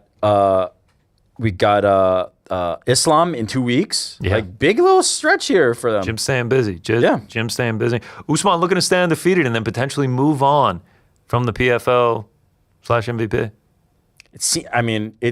I'll say this. I actually think the chances of him staying increased today. Today, I think that MVP getting into the game makes it a lot more. You can come to Usman Nurmagomedov and say like, "Hey, we've just done a big deal. We're hoping to have some big partners involved in this. We think you can be the face of it, right? If you go over to the UFC, you might just be another guy, right? Now, I don't think Usman thinks that in his head. He thinks he's going to be world champion. He thinks he's going to be, whatever his relatives have gone on to become. And why would he not? But you're guaranteed to kind of be one of the faces of this if you stay here, and they can make it worth your while probably in terms of the monetary part of this. I think today the chances of them signing him increase. I ultimately think he might still end up in the UFC, but I don't think it's as foregone a conclusion as I did 2 days ago. We will see what happens this weekend if he can come out victorious, and then what happens from there. Let's move to this weekend on Saturday. The man with which this show was built around, the reason we've been sitting in scrubs for the last hour and a half. Imagine everyone tuning in being like, oh, it's a decent breakdown by two nurses? That's another thing we're kind of fucking up. We got the Uros Medish one-of-one shirt right here. The doctor, obviously, is nickname playing on, Medish, spelled like medic. We're just rocking scrubs, though. Like, I feel like the scrubs that's typically like, nurse the that comes doctors in. wear it. The doctor's always got the white coat on. Nah, that's like okay, but in the hospital, the doctor's got the got the scrubs. I have a way that I can look a little bit more. Oh, here we go. Is he pulling out a coat? I don't know. What do we got? What does he got? Completely forgot about this. Got it on my way over here. Is it a really expensive bill you're about to give us? Wow, Frankie, anti-healthcare, huh? I see what it is. Yes, anti-healthcare. You don't want anybody to get healthcare, dude. Come on, man. Just pay your bills, bro. It's not that hard. It's a stethoscope. I should have built this thing before the show, huh? Yeah. Oh, you need to build it, huh? Yeah, I guess so. I don't even know how you build it. Well, They didn't teach you that in medical school? goes something like this, All right. Oh breathe no, in. it definitely does not go. Oh like shit! that. It goes like that. It goes like that. Ah, yeah, there it is. Yeah, There. those go on there. Either way, the doctor, the man with which this card was built around, blew UFC Serbia. The scrubs in the scrubs. The UFC making their debut in the country. They have got 8 Serbian fighters on this card out of the 14 fights. Not bad. Uros Medish, a year and a half ago, got knocked out in 30 seconds by Puna Soriano. Now he's on a 3-fight win streak. All 3 of those fights coming by way of knockout in less than 90 seconds. He finds himself in the rankings and headlining his first main event, headlining in his home country of Serbia. Talk about Truly nuts. how fast this sport moves. We say it all the time. People are getting tired of us saying it, but man, the sport moves fast, man. And this is a fantastic spot for him here as well. Yeah. I think he's quite talented. I do think there's a ceiling, and I think we're at it. I think we're approaching it. Like, I'll tell you, like, I did not foresee him headlining an event like this. Now, If Alexander Rakic is on this card, yeah, just like 2 years ago, when Alexander Rakic was on UFC 300 against Yuri Prochazka, if you were like, yeah, man, they're going to do a Serbian card, and Uros Medish is going to headline it, you'd be like, what the fuck what are you the talking fuck are you about? saying, bro? Yeah, you'd think you went into the Twilight Zone, but he has earned the opportunity, right? He's been on a nice run, but I do think this is where we're starting to reach the tippy top. Now, I've been very wrong this year in particular. I've been wrong my entire life. Like, I'm always wrong. As it comes to MMA, like, I'm often wrong. And he very well may like exceed my expectations, and I think a lot of people have similar expectations, but he very well may exceed them. But I do think this is where we kind of like cap out. He's a minus 400 favorite in this one. You're taking him. No, I'm saying this is it though. Okay. Like I'm not. This is the peak. Uros Medish headlining Serbia, everything like that. Trading at Kalshi right now 77%. D-Rod 23%. Now, I slightly favor him but I don't think D-Rod is out of this fight. And I would be if I'm looking at those numbers, that trading market, I'm more on the D-Rod side of it. I think there's value more on the D-Rod side of it. Uros Medic is not the only one in this fight on a 3-fight winning streak. D-Rod is as well. He's coming off of a win last year against Kevin Holland as a plus 450 underdog in that one. And that's the end of the story, right? Coming off a win. And now he's back. He's back. Wow. Holy shit. We have to address the fact that he spent months on end in a Tijuana prison coming into this fight. I mean, we have some footage here of him training in the gym. Obviously, these facilities are nothing that a world-class athlete, that a top 15 UFC fighter is used to. Here it is on a story. The bounce back is real. Since being out, I've been carefully getting my body back to where I was at. It's been the hardest shit ever, but I'm finally feeling like myself again. Stay tuned for some epic fight news. I mean, he's hitting pads like in like a cramped, tiny jail cell. It is nuts. He's using the jail cell door like as a stabilizer for his ab workout. Ran for an hour out in the yard. Like this was not sleepaway camp. This wasn't like, man, I haven't been able to get in the gym. No. He was in a prison in Tijuana. I think we also have a video, like diet and nutrition is a massive thing in this sport. He's eating like that time we had a barbecue, got some drink. It looks like they've hooked up some sort of George Foreman, some electrolyte drinks. Is that Kellogg's? Is that Special K? That's for you. Oh, they got the Cheetos. Some items were special delivered. I mean, there's a quote from him that says, "It was super unhealthy in there. It was all chips and noodles and shit. The lack of protein took a real toll on my body. I was in a situation where my cellmate was a big dog, so we had a lot of snacks, but it was nothing healthy." I mean, none of this is what you're getting at the PI. None of this is what you're getting when you have a nutritionist. And he was doing this for 8-9 months. I mean, remember for like the longest time, I would look at the chat or any comments, and people were like, "Where's the deal with D-Rod?" Yep. It felt like a thing that people knew, but it wasn't confirmed. It's a badly kept secret. Yeah. To the point where he talked on a podcast about grappling with his 17-year-old son. Here's what he had to say. I got 5 kids. My oldest is 17, just graduated high school. He wrestled in high school. I told him if he been wanting to fight, so I told him, if you want to fight, you got to wrestle. What years did he wrestle? He wrestled all 4 years of high school. Okay, how is he? Is he nice? Yeah. It's funny, bro. When I got out of jail, and he's like, "What's up?" He's like, "I know your ass can't wrestle, Dad." Yeah. He knew my gas tank was shit, bro. So he's like, "What's up?" You've been eating ramen noodles and Cheetos. I'm gonna fuck you up. Yeah, looking a little soft, Dad. Yeah. Bro. So I hope you ragdolled his ass. So in my mind, I had one round. I was like, all right, I got one round in me of solid work. 5 minutes. That's all I need. Yeah. So I landed the one takedown after that. He ragdolled me, bro. But oh man, bro, I was like, how is he this strong? I was just. It's a young man's sport. Yeah, dude. I'm like, dude, this guy is strong as hell, and it just made me proud. It made me happy. I was like, okay. You almost want that in a weird way, right? So obviously, his son is 17 and he's young and he's spry and everything like that. But he immediately saw his dad was like, "I'll wrestle the shit out of you right now, Dad. Let's hit the mats." Yeah, it is actually a crazy story that D-Rod is back as fast as he is in this high leverage and opportunity. But you do have to imagine, as far as motivation goes, right? Forget the physical part of it, because as you said, that can't be the optimal physical conditions for a fighter. Hopefully he's been able to reset after getting out.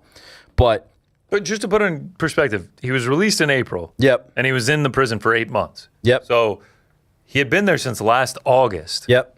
And so he's had 4-ish to really get it in, which is 3.5 a long regular camp. So it's not like he's had extra time.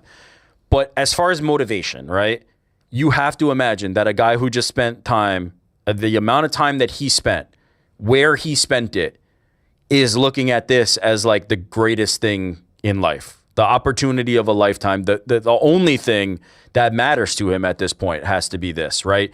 Considering what he was just doing, considering where he just was, I imagine that this camp was the easiest one to get out of bed for, the easiest one to go to the gym for, to have the luxury to even do this, to have the luxury to compete in the way that he's going to compete. I have to imagine was incredible motivation. So yeah, I'm not counting D-Rod out in this fight. I got to be honest. I think D-Rod is constantly underrated. What'd you say he was as a dog in the last one? Plus 450 against Kevin Holland. Yeah, and he's in a similar spot where I don't think Uros Medic is that much better than Daniel Rodriguez. Now, there's a world where he shows up and he's still in I got 5 minutes shape, and then it's just, okay, you'd have to kind of understand that. Well, that works well for Uros Medic because he has been to a third round one time in his entire. He's a finisher for sure. I'm siding with Medic. I lean Medic. I like Medic. I don't count out D-Rod, and I think this is a pretty fun fight. Can't count out D-Rod, especially after what we saw him do last time out against Kevin Holland, and also just where Uros Medic is at in his career. Here we're seeing the face-off from UFC Serbia. I mean, the wins are over Jeff Neal, who is admittedly a top 15 guy, but he's aging. Muslim Salikov and Gilbert Urbina. So we just got to see, and honestly, it might be the one that gets caught first. Like, he got knocked out in 30 seconds by Puna Soriano, but like, he's kind of like kill or be killed. If he clips you, he's going to win. If you clip him, like, you have a decent chance of winning. Like, choked out by Jalen Turner, choked out by Mick DeBeck oral by. He's just chaos. He's just chaos when he gets in there. As far as like toughness going the distance, I would put that all the way in D-Rod's favor. The problem is I don't like the conditioning is as you said, he is coming back very soon after just getting out of prison. Like it is impossible to really know where that's at. Also, we think Uros Medic is an emperor of chaos when he's like on the prelims of a fight night or something like that. This dude is in the main event in Serbia. This crowd is going to be on tilt, especially for their hometown guy. It's going to be electric in there. Like the adrenaline, the energy is going to be insane. I'm going to pick Uros Medic. Same. But it's going to be an exciting fight, and I'm not counting D-Rod out. Let's go to the co-main event. Jan Blachowicz taking on Navajo Sterling. Sterling stepping in on short notice because Bogdan Guskov, who was supposed to have the rematch with Jan Blachowicz, had to move on to the Abu Dhabi card. So now we get Sterling, who is going to be the third city kickboxing fighter that Jan Blachowicz is going to fight. Izzy moved up to 205, Carlos Ulberg, and now Navajo Sterling. Odd run for Jan Blachowicz. Yep. Draw, loss, draw. Last one was over Rakic, where Rakic got injured in the fight, lost to Glover. 43 years old now. It's a very young guy coming in here. It's always going to be tough for Jan at this age. This is a classic UFC like young guy beats old guy fight. Like Navo Sterling has not fought nearly the level of competition throughout his career that Jan Blachowicz has. And that works. Sterling has 10 professional fights. Jan Blachowicz has 20 that are more difficult than the 10 that Navo 1,000%. And that works in your favor to a point. Once you start hitting the age that Jan Blachowicz is, you look at the recent run, he has just not been the guy who won the UFC title. He has just not been that level of fighter for quite a while now. I thought Bogdan Guskov gave away the fight against him that ended up being a draw and was very well on his way to winning that fight and could have cruised. It has not been the Jan of old. Navo Sterling is talented and hungry and young and explosive and going to give him a lot of problems. I don't think this one's going to be particularly close. I think he's going to finish him. Let's go to the featured bout of the evening, Marcin Tybura. We stick with a Polish fighter. And we go back to the Serbians, Alexander Rakic, making his debut at heavyweight. 4-fight losing streak for him, has not won since March of 2021. Now finds himself at 6-5 in the UFC, looking to make a change by going up to 265. I just don't know where Rakic is at in his career. We haven't seen him win since March of 2021, the Thiago Santos fight. He's trading at 77% on Cauchy right now, but like with everything going on with him, with the move up to heavyweight, I cannot trust him at those odds. Can I offer you that Marcin Tybura is a aging 40-year-old heavyweight who hasn't looked good recently either? I mean, can I convince you that Rakic is making his heavyweight debut and he hasn't won since? Can we fade them both? Was Biden inaugurated then? Biden just got inaugurated the last time Rakic won a fight. Yeah, we were still wearing masks around the last time Rakic won a fight. Boy, some stuff came out about that. It was a rough go. We are actually doctors now, by the way. Should we start giving medical advice? Fauci, get your ass over. Shit to say. I still believe in Rakic more than I believe in 40-year-old Tybura. Believing in Rakic at this point is it may be my downfall. It's a fool's errand. It may be a fool's errand, and I readily admit that. The level of competition was higher. He is also another guy who shows immense talent. I actually think he will adapt well to heavyweight because he's always been a very big light heavyweight, at least, height-wise. Like he's always been tall and lean. I think he will do well at heavyweight. I think Marcin Tybura is a good first fight for him. I like his chances. I don't count Tybura out, but there's a certain point where, a 40-year-old Tybura is not going to be competitive. I think Rakic is going to be good enough. Yeah, just got to see one go through the hoop for the guy. Yeah, 100%. Been too long. Do it in front of the home crowd. He needs to get one. He needs one. He needs one desperately. Let's roll along. Another Serbian, Dusko Todorovic, taking on Robert Valentine, the Swissman. This just feels like a fight that someone's going to get finished. Absolutely. Let's just serve up a Serbian. Let's have some fun out there, and someone's going to get finished. They're going to go to war, and it's going to be fun. Yeah, I'm down for it. We roll along. Gilbert Urbina gets another Serbian after losing to Ross Medic last year. He gets Vlasto Shepo. I'm working on my Serbian a bit. A lot of accents here. Vlasto making his debut. This feels sort of like a fight where he is set up to potentially get a win in front of his home country. Absolutely. Sizable favorite in that one against Gilbert Urbina. Milos Janicic versus Noah Gugnon. I do have to say, there's several fighters on this card that I'm not really that familiar with their games, right. But it feels like they are debuting these fighters in the proper region, similar to what they did in Abu Dhabi last week. Yeah, they do this well. When they do this, they do this well. So yes. Milos Janicic, the Cobra, 19-3, making his debut out of Montenegro. A lot of Balkan countries getting represented here. I'm liking what they're doing. 8-fight win streak for the Cobra. 0-1 in KSW. Who gives a fuck about what Carl Froch? That's the say. 2-0. Carl, good to see you. 2-0 in Octagon for the Cobra.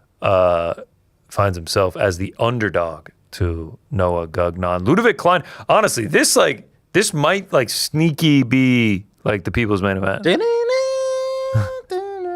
Yeah, there it is. Hey, Ludovic Klein versus Tafik Musayev is a great fight, dude. It's a fucking. It's a fucking banger. I'm so in on this. I'm in on this. I am surprised.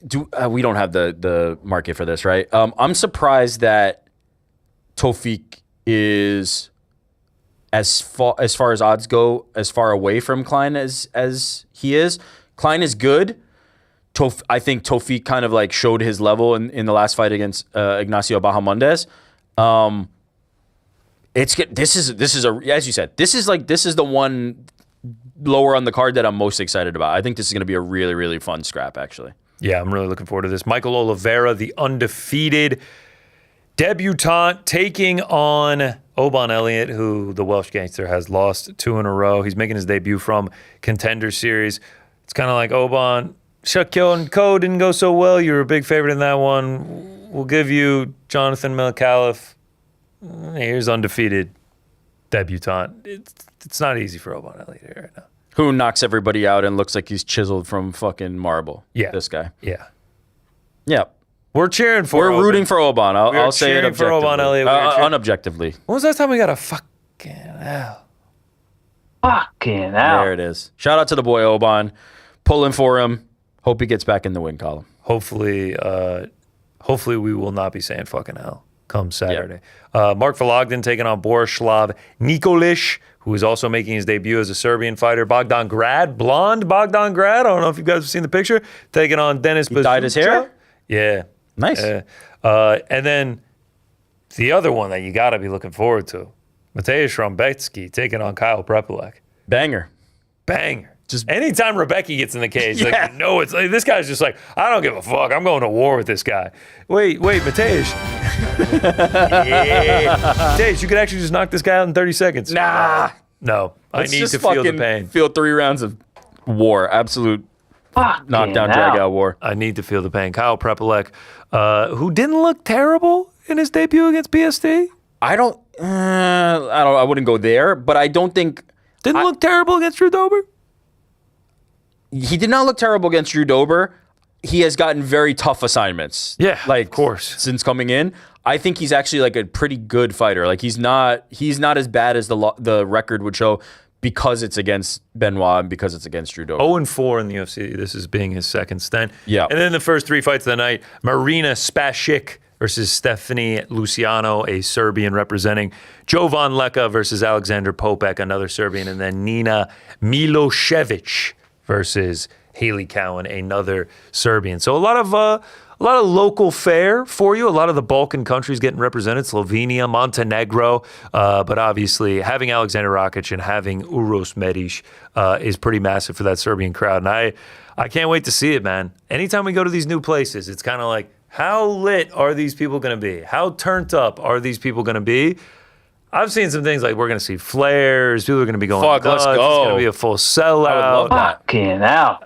Fucking hell is right. Hopefully man. we see an Oban win. Yeah, fuck, I really hope we see Oban win. Nothing against Oliveira, but like we want to see our boy. We want to see one go through the hoop for our boy. That's not the only MMA happening this weekend. The night before, tomorrow, we will actually be in Long Island. Speaking of On hoops, Long Island. Oh? Did you guys get your jerseys? Oh, great shout. Great shout. I almost forgot it. Don't forget. Fuck, pre-order item? You already know I pre-ordered this shit. You ordered these? I didn't get them. Oh, hell yeah. I ordered one for you. Don't even worry about it, bro. I got you. Those are Pre-order will come by the time we're at UFC Serbia 27. I'm there. I feel like we got sick, man. With how hyped the Serbian president was getting his belt yesterday, I imagine that they will be returning. I hope they show out on Saturday. Great call on that, man. Yeah, that's gonna be a sick tank for next summer. It's gonna be fire.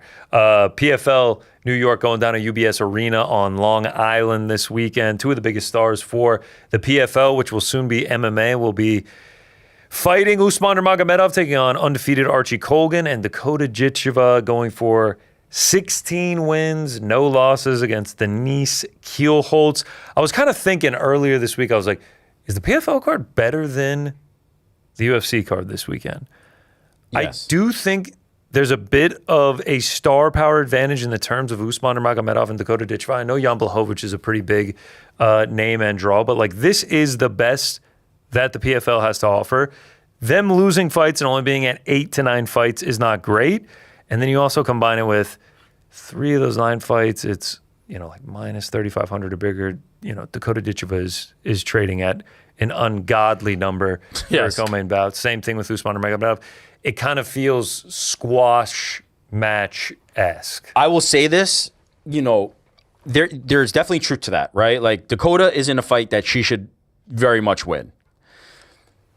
Archie Colgan is an extremely talented fighter, like one of the best prospects we've got in the sport of MMA. Like I am high on Archie Colgan's prospects to be a real somebody. Usman coming down a little bit there. Yeah, I believe Archie at like 90 something. Now he's only at 77, eh? Yeah, and there was that little dip over there in the beginning too. But I truly do believe in Archie Colgan as a long-term prospect. He's unfortunately facing somebody who I believe in more in Usman. But that's what that is a reflection of. I don't think this is a reflection of the fact that Archie Colgan is not a suitable title challenger to be standing opposite him, in the way that I don't think Denise Kielholtz is going to have anything for Dakota Jicheva. As far as like versus UFC, I think Archie and Usman are better than anybody on the UFC card. Like Usman especially. And Usman, I actually think Dakota Jicheva would be a top 5 flyweight in the UFC. Exactly. Yeah. And so, is it better top to bottom? Probably not, right? There's just more talent within the UFC. But do I care more about those top 2 fights at the PFL? I do. I just care more about those 2 fights. Honestly, there's a lot of unknown entities on that UFC card as well. Yeah. I think it is a much more level playing field than normal. When you get to the bottom and you're like, oh, Rambetsky's back, then it's like, okay, that's the difference. That's the difference. The UFC has a deeper roster. They've got PFL has an aging Montana De La Rosa. Exactly. They've got guys who can put on fun fights, and you're like, okay, I know what I'm getting. This closest it's been in a while, though. These 2 fights are better. Watching Dakota Jicheva right now is a joy. It's it's something we get to enjoy, watching one of the best prospects we've seen in a long time on the rise, hopefully getting continuing to get increases in level of competition. And as far as Usman, 89% is that might be low. Yeah, there might be value. As far as Usman goes, like one of the very best lightweights on the planet, bar none, period, end of story. You don't have to say in PFL, you don't like he is one of the guys. Like you could put him in any organization. And as we talked about earlier, he might have an interesting, decision on his hands, right? Unlike in the UFC where they often don't let people do this, he is fighting the last fight on his contract in a championship fight. He could be champion come Friday night, and then when his period of free agency of negotiation is up, he could walk out the door as champion and they would have to find a new champion, or he can re-sign with the promotion, or he can go do any variety of other things. But it's an interesting position for one of the brightest prospects in the sport.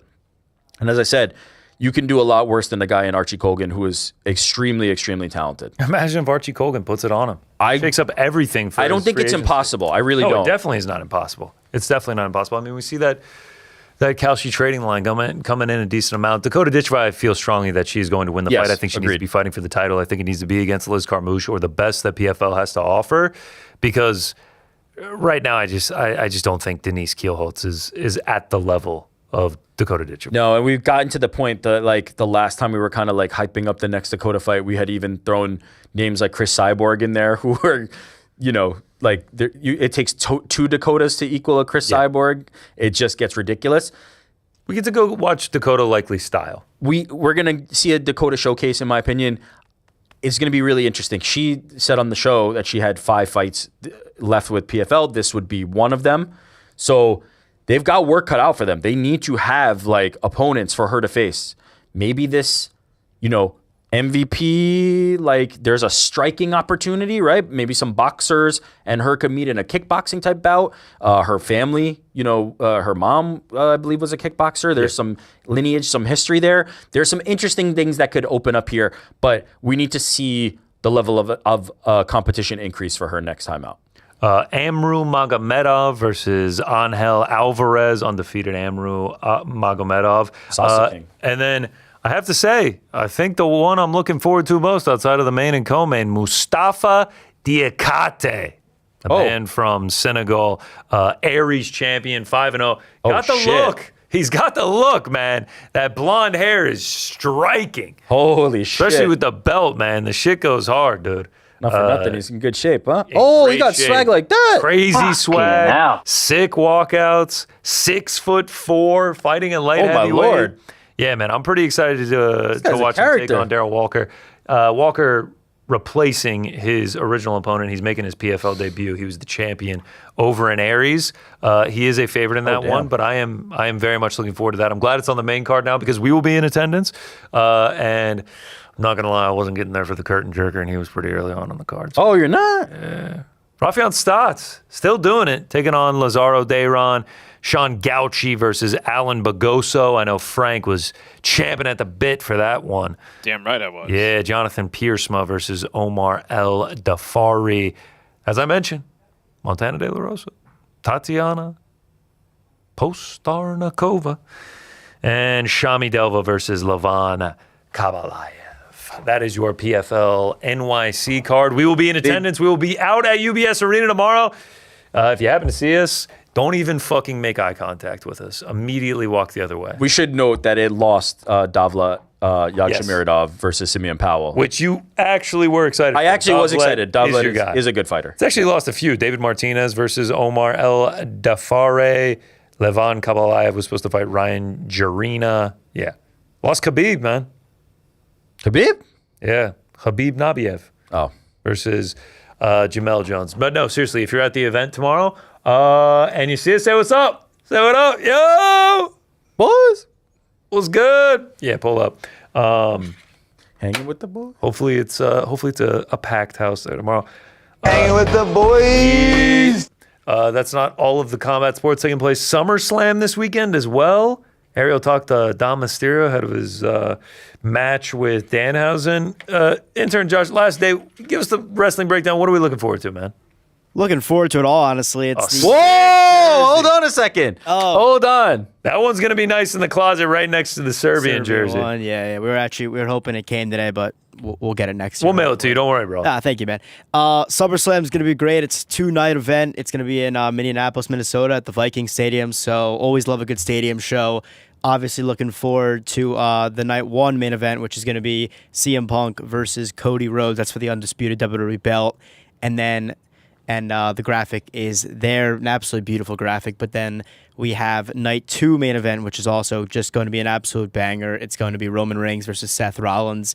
It is potentially the culmination of a 12-year-long story between these two. Essentially, if you don't know the story, I'll tell it quickly, that they were essentially in this group called The Shield. It was Roman Reigns, Seth Rollins, and Dean Ambrose. Seth Rollins turns his back on Roman Reigns, and Dean Ambrose, he's the bad guy, and ever since they've been butting heads back and forth.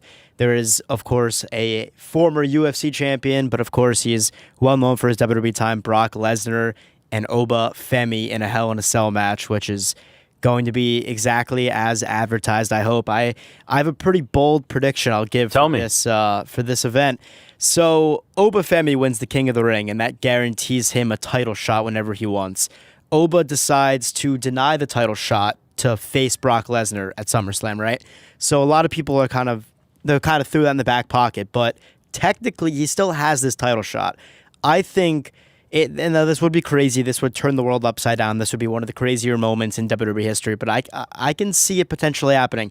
I think Oba Femi beats Brock Lesnar in Hell in a Cell, and then later that night, Oba Femi comes in and inserts himself into the World Heavyweight Championship match with Roman Reigns and Seth Rollins, and ends up screwing over both of them, essentially winning and leaving SummerSlam with the belt. Oh, I love it. Wait a minute. Bold prediction there. I love it. It's very bold. I don't know as much as you about the inner workings of this, so I have to have an understanding. Yeah. You can do that if it's money in the bank, right? Like you can cash the thing in and you can do it whenever you want. Yes. But can you do that for the King of the Ring thing? Like, can he just insert himself into a match mid-card? It's kind of blurred lines. It's never happened before, but technically he is granted a title opportunity whenever he pleases. So if they wanted to go that way, I think they could write their way around it, and it would add up. So he might not be able to just run down the ramp, cash in the briefcase, and do it. But if he says, like, after he wins, later tonight, you have to put me in the match, and then he's in the match. That's what you're saying. I would hope they would, if they were to do this, which, again, this is a very, this is a long shot. Pie in the sky, yeah. Yeah, if they were to do this, I would hope that they just end up playing his music and he runs out like it's a Money in the Bank thing. Okay, but then it's just Money in the Bank, man. Right, no, it is. It is essentially, but I think the whole point is that everybody's forgotten that he has earned this title shot.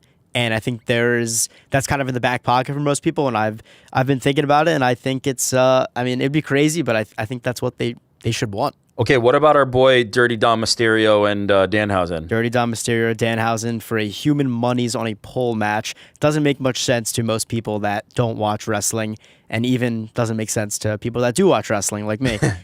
Do we know how much money's? It's for $100,000. Okay. Sick. They Not get to bad. Keep it? Yeah. Who's the check? Yeah. I got to say, this is, you got me this weekend. I tune in 3 times a year, WrestleMania, SummerSlam, and Royal Rumble. Wait, there's a 4. What's the 4th? Survivor Series? What's the other one, The Josh? occasional random Raw that I turn on, that's the 4th. Every Yeah, once in a while, I'll what's just the throw big, on Raw. what's just the for other fuck big of it. one? Yeah, I would say Survivor Series or the Elimination Chamber. Yeah. You might get me for those. But SummerSlam, I got to say, me and WWE cut from the same cloth. If you look at the poster, I just got to say, with all the branding around here, the BITB with the Serbian logo, the flag, the boys in the Belgrade, the WWE poster, they're doing it in Minnesota. The colors, Viking Stadium, the colors. If we show the graphic here. I didn't even think that the purple and gold, the Vikings, the logo's got a little bit of purple and gold. It's the little homages, It's the little homages. It's the little things. We must recognize these posters are so much better than UFC. Like, they just do everything better. The posters are okay. They are still two faces against each other. I know, but even the two faces just look better. I think they look good. They pop. I will say the I'm not gonna actual, glaze. those are the match posters. The actual event posters, where they're just previewing the event as a whole, those catch a lot of heat as well. It seems really? It seems to be a TKO problem and not just UFC. Oh, interesting. I didn't know about that. And they've been using AI now, kind of like UFC has. They don't plan on stopping, apparently. Like some AI shit. I don't. Frank on one today, man. Frank, how excited are you that the interns are leaving? Fucking hell. Okay, that's all we need to hear. Thank you for the breakdown, Josh. We appreciate it. I will be tuned in, and I will be waiting with bated breath to see if your prediction comes true. Speaking of predictions, let's go to the prediction pals. Pete's pick is already in. It is Usman Nurmagomedov tomorrow on Long Island. We're not going to talk about how we did? Yeah, we do, man. Oh, well, of course. I always just like to get it out of the way because Pete's not here. You know, everything like that. Just fucking, we're done with him now. How did we do last week? The boys are 500. What's going on? Boys are making town. Yeah. That's a lot of green. I forgot about Magomed Chanko Pork Zaynukov. That's fucking great. Bang, bang, bang, bang. Green, green, green, green. Let's go. Kicked it off with the curtain jerker. Ended with the main event. Nice little snipe by Frank there. Hey, Snipe. You've been on Abdul Hassan for a long time. Hassan or Hussein. Hussein. Yeah, I'm sorry. Where's that? Was that? What's it found him? Have I heard that one? I knew he before? was going to win. Hussein. Barack Hussein Obama. That's what it is. Yeah. Are you allowed to say that as a It's his fucking middle WFP name. person? Come on. I know, Did we but ever like get the the birth emphasis. certificate? Wear it proudly. Did we ever get the birth certificate? Hawaii? Hey, what happened to that? Who's to check? Is that I've this got show? his birth Is that what certificate we've right become? here. I'm going to go ahead and take dibs on Eros Medish. Didn't get the stethoscope for nothing. All Didn't right. get the Eros Medish 1 of 1 shirt right here. Don't know if you guys have seen this bad boy yet. Yeah, but, show that off. Show that Only off. one on the planet. Only one on the planet. Yeah, so he's going to be my prediction, pals. Doctor. Who's next? Me or Frank? Whoever I'll wants take to it. go. Yeah, You go, Frank. I'm going to go with friend of the show, Oban Elliott. Fucking hell. To win. Big dog. To win, yeah. You're going with Oban Elliott to I win. am going with Oban Elliott to win. How could anyone ever even imagine going against him? Okay. Okay. I guess. I'm Pretty, gonna- he's a pretty massive underdog. Wait, I have a question. Is something wrong, man? I don't Who? know, I just felt like Who You you guys asking? seem a little confused by Frank's pick. yeah. Nah, we're not confused. We're happy. I We're should- riding with Oban. All right, cool. I'll type it up right now. All right. Uh-oh. Did the graphics department make an error? I think they did. Fucking hell. Yeah, the graphics department made an error. All right. I'm going. Yep, the fucking graphics department fucked up. All right. I'm going. Can we just break the fourth wall? Can we just break the fourth wall? Yeah. I mean, I look at this graphic and I'm like, either you're Yeah. trying to do me dirty, but I'm like, obviously the odds don't match. But at the same time, you couldn't physically type out Yeah, it is time. Oliveira's name because you're like, who could go against Oban Elliott? It is time to break the fourth wall. The graphics department is me. I What? make the fucking graphics, and we have to do it before the show. We discussed this. It's not all off the cuff. Some of this is planned. And Frank never picked Oliveira. He just said, I'm going against Oban Elliott. The entire time he was just like, going against Oban Elliott, going against Oban Elliott. We'll make it a whole bit of the show. So because we said it so many times, to the point where I even texted him for reassurance, I was like, are you actually going against Oban Elliott? And he was like, yes. So much thought about Oban Elliott, I typed up Oban Elliott. Fucking hell. Yeah, it's tough. So what do we do in this scenario? Are we going with Oban or No, are we go going? Oppo. We go Oppo. This feels like bad juju. What's going to happen is Oban's going to win, and he's going to get to rub it in our faces. Yep. I'm going with Navajo Sterling. Navajo. Yeah, Navajo Sterling. Soon enough, that's going to be in Adesanya. Navajo. Sterling. I like that pick. What does that bring us up to? Yep. Just flip the Oban with the Michael Oliveira. The odds are better than this, then. No. Where's? No. The odds are correct. The name is wrong. The name is wrong. So which one are we going with, Oban or the other guy? Other Michael guy. Oliveira. Other guy for sure. We're going with Oliveira. And that is the prediction, pals, for UFC Serbia. I cannot wait to look back on this episode in like a year and a half and be like, why the fuck were we wearing doctors' outfits? Oh, I'll know right away. Why are there Serbian shit all over the For show? Fauci. Yeah, the day that Fauci came to. Better watch yourself, Tony. All right? Speaking of UFC Serbia, in honor, we had to do a fight. Just transitioning off that, huh? Specifically requested. For more information, go to covid.gov. We got told we needed to do a UFC Serbia. Obviously, always down to try new food. Luckily, we live in one of the culinary capitals of the world, so Serbian food is available to us. So me and Frankie hopped in the Winnebago, grabbed camera guy Nick, went and tried Serbian food. This is UFC Belgrade Fight Feast Serbian food. Please enjoy.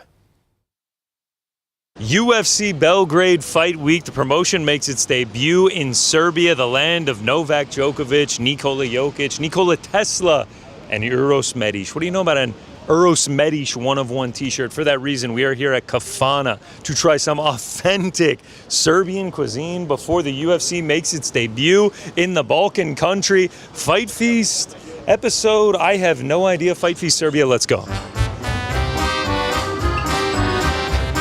Can we fucking do one tape where people don't fucking walking away?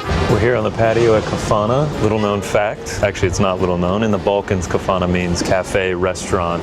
So that's where we are here. It is about 12:30 on a beautiful Sunday afternoon. Frankie's taking it with me. Plum brandy, rakija. I was told to roll the R. Is it a shooter or a sipper, huh? Look at the legs on that one. Every time we do these Eastern European countries, we end up doing some sort of very hard liquor. That is tasty is what that is, though. Feels like fire in my chest. Your eyes are bloodshot red. They're gonna be when I wake up tomorrow after I have too much rakija.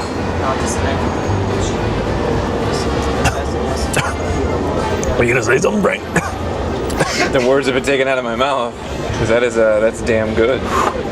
Yeah, that's 40% ABV for sure. This might be the most difficult pronunciation Fight Feast we have ever done. I've reread the menu, I've reread all my Google searches 20 times over, and I can't remember the name of anything. We follow up the plum brandy, the rakija, with Nisko lager, named after the city which it was brewed in, Nisko, Serbia. Beautiful caramel color on this guy. Yeah, cheers, Frankie. Serbian food. I am very excited for this. A lot of dried meats, a lot of grilled meats, a lot of cheeses, a lot of breads. It's like my dream for food. One of my favorite Fight Feasts ever, Czech food. I think this is going to compete. World's best chugger, yeah. Should I just go straight from the bottle? Nah, man. No. Best chugger in the world stops for no one. No. We're almost there. It's the look of regret. We'll edit this all together. It'll look like one solid stream.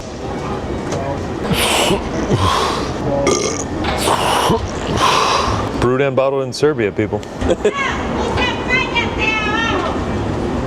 I hope my mic is picking it up. There's an angry Serbian woman across the street shouting nonsensical things. Spanish. I think she just called me a pussy for not chugging my Nisko lager faster. Clearly the most Hispanic woman I've ever seen.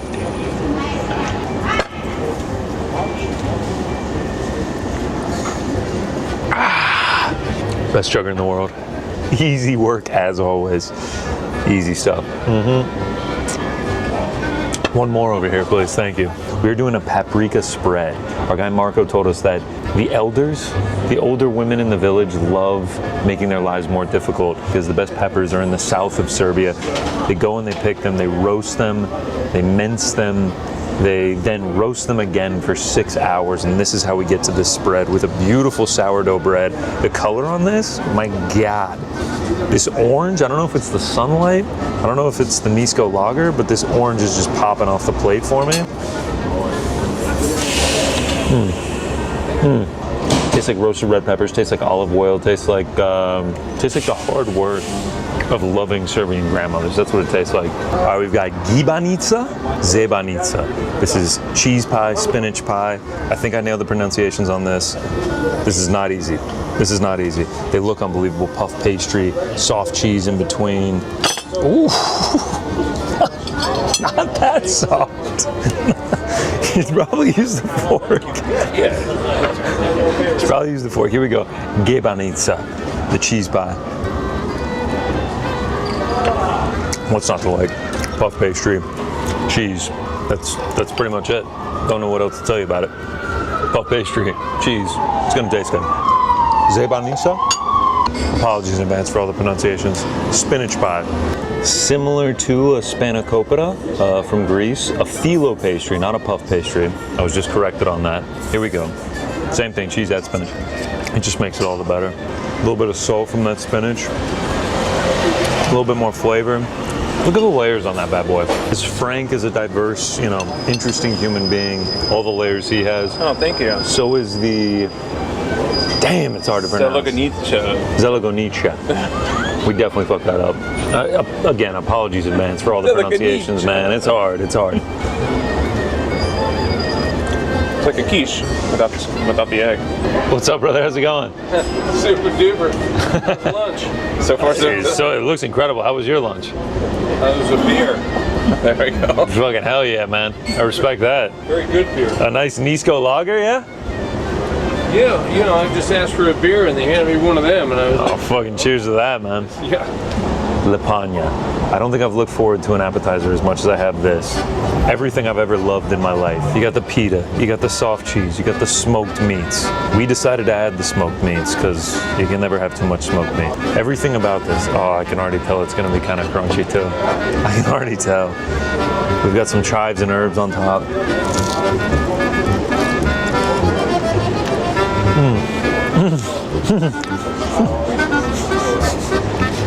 Frank said this is a Serbian quesadilla, and I think that is exactly right. Oh my God.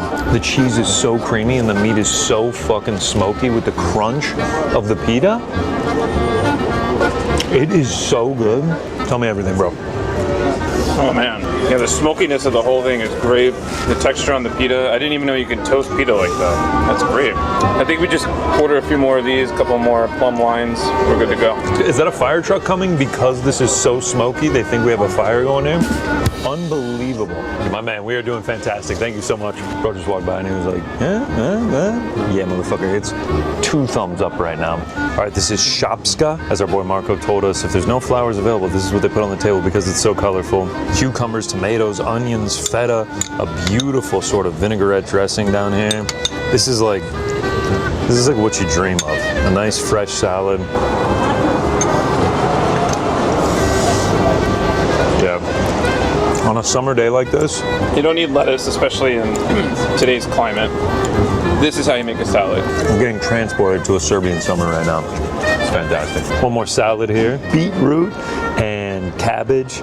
Looks like lightly in some mayo here. Obviously the beetroot and things they would put beetroot in. I'm gonna get a little bread and a small dunk of the Serbian grandmother cocktail, and we're gonna try this. It just looked like it came from his pocket.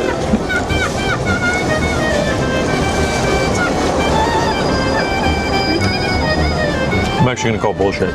I was told behind the scenes that this is cabbage. This is celery root. Not a huge fan of that. I'm not like a celery root guy like that. Like, it's not my thing. Frank, I imagine, will love it. The beets, yeah. Beets haven't really been cooked. A lot of crunch to them still. We're honest in these reviews. We don't hide from anything. And so I will say, low light of the meal so far. It's very okay. It's very okay. Camera guy's getting mouthy. Yeah. Saying we've been eating bread and cheese, and now we're eating vegetables, so it's not going to be as good. Can you pull out the other salad? Sorry, you forgot about this salad that we ate. My man, how do you pronounce this?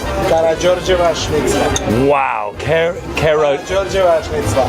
Karageorgieva Schnitzel. Karageorgieva Schnitzel. Karageorgieva Schnitzel. I'm going to forget in 30 seconds. Pork loin that they have smashed out. They've then taken ham and cheese, rolled it on up, added breadcrumbs to it, and then deep fried it. And that's what we're left with. A beautiful presentation of fries and cabbage. It appears to be pickled cabbage, maybe? Prettiest plate of the day. Are you kidding me?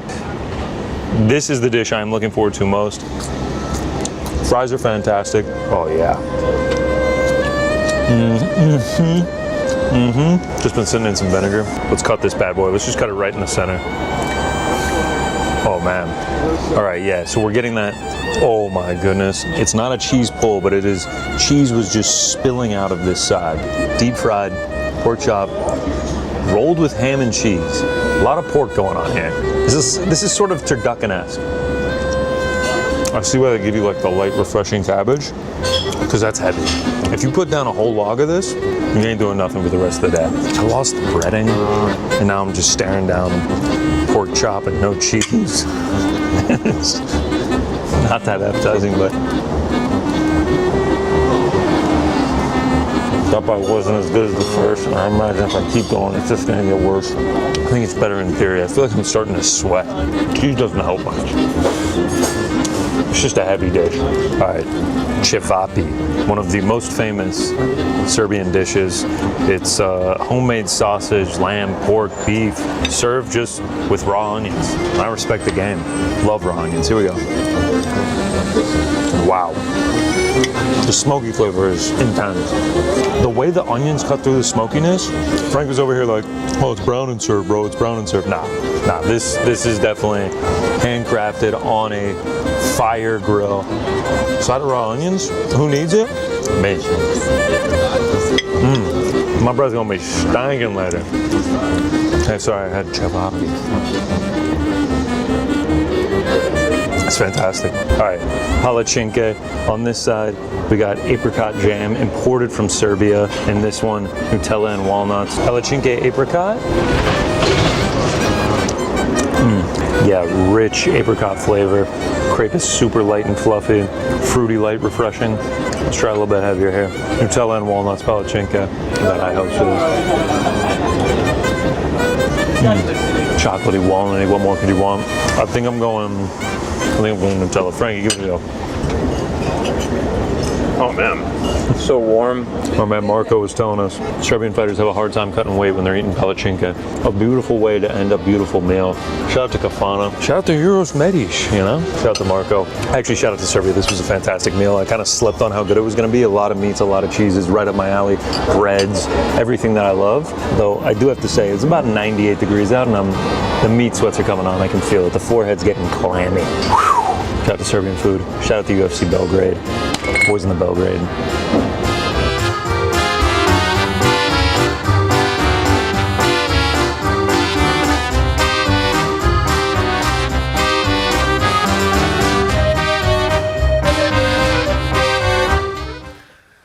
There was UFC Belgrade Fight Feast. Win got Serbian food. Got a one-of-one Euros Medish shirt.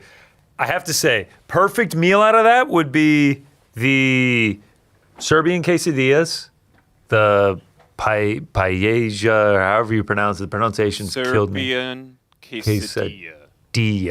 Okay, yeah. The soft cheese with the smoked meats and the pita was unbelievable. You get the shopska, the salad, couple of plum brandies to start off the meal, and then you take a pita and you stuff the cevapi in it with some of that grandma roasted red pepper spread and some onions. That's the meal. 10 out of 10. There were a couple misses, you know. The beets, cevapi with just raw onion is tough, but you got to try them. You got to try them. Overall, it was a fantastic meal, and the people there were so hospitable. It was great, man. It was fantastic. The company was great. Company was also great. Marco, our man who served us from Belgrade, Serbia, saw the shirt and was like, I know Euros Medish. He's fighting soon. I was like, oh, hell yeah. He was like, yeah, people love him out here. So, yeah. Oh, shit. Shout out, man. Shout out. The Serbians will be on tilt on Saturday night. Let's actually, before we get to pound for pound rankings, I do want to say someone pointed out with the doctor's outfits that I looked like an actor. They said I looked like an actor. Who do I look like? George Clooney? Brad Pitt? Ah! Let's see which way. Who is he? This is the revolutionary doctor, Dr.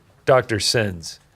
A man who changed the cardiology game forever. I could have swore he was a construction worker. George said he looks like he was his delivery driver. Here, let me get a little bit lower. Let's try that fade one more time.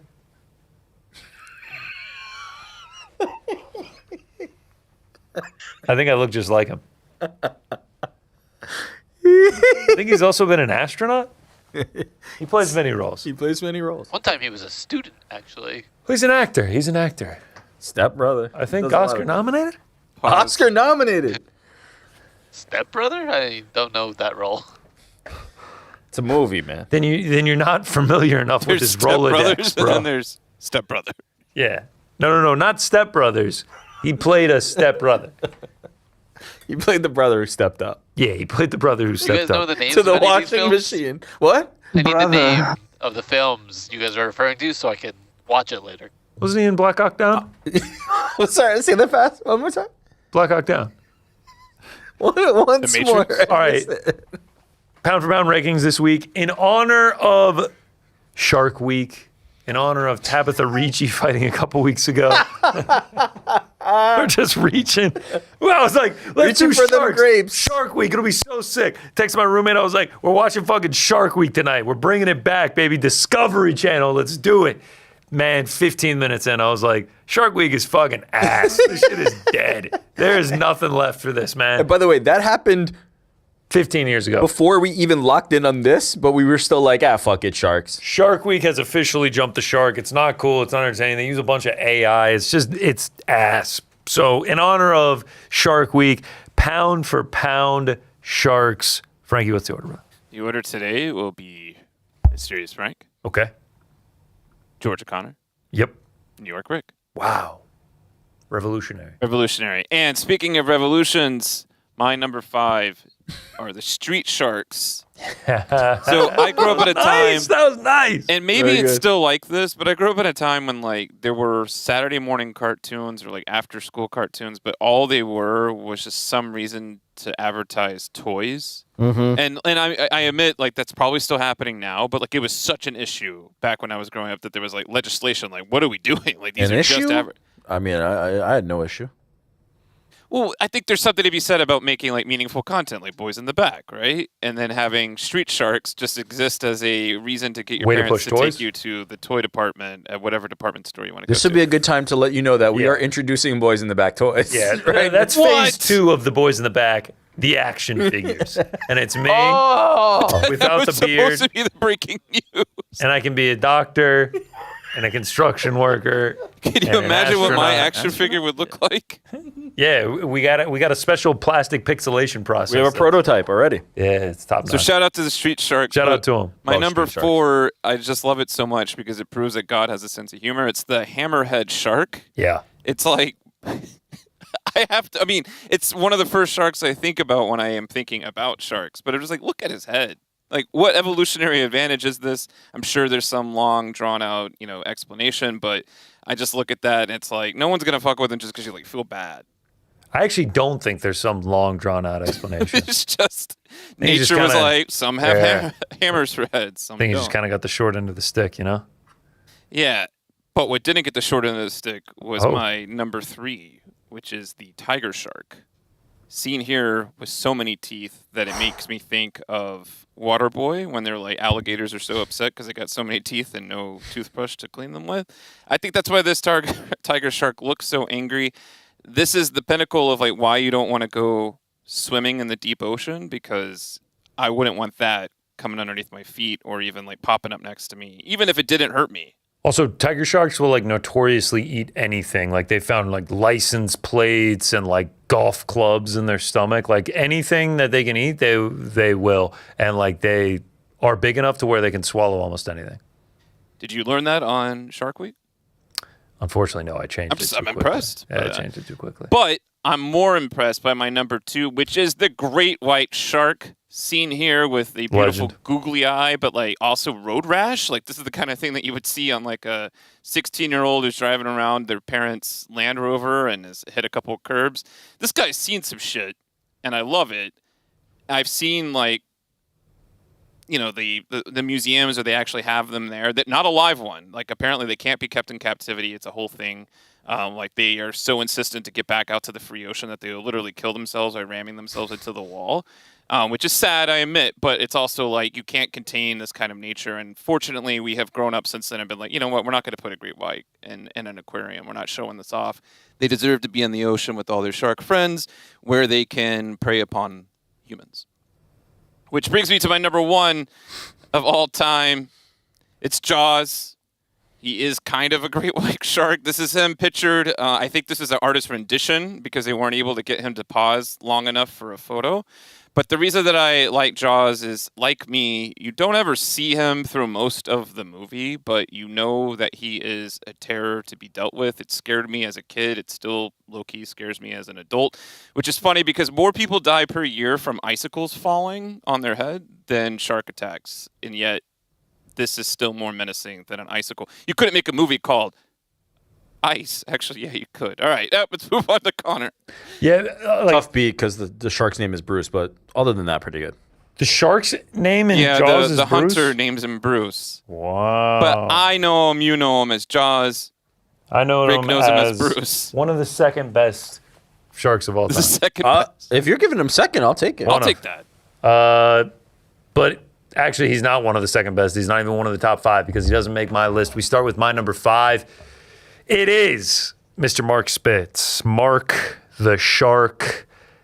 9-time Olympic gold medalist, 1972, 7 gold medals in 1 games.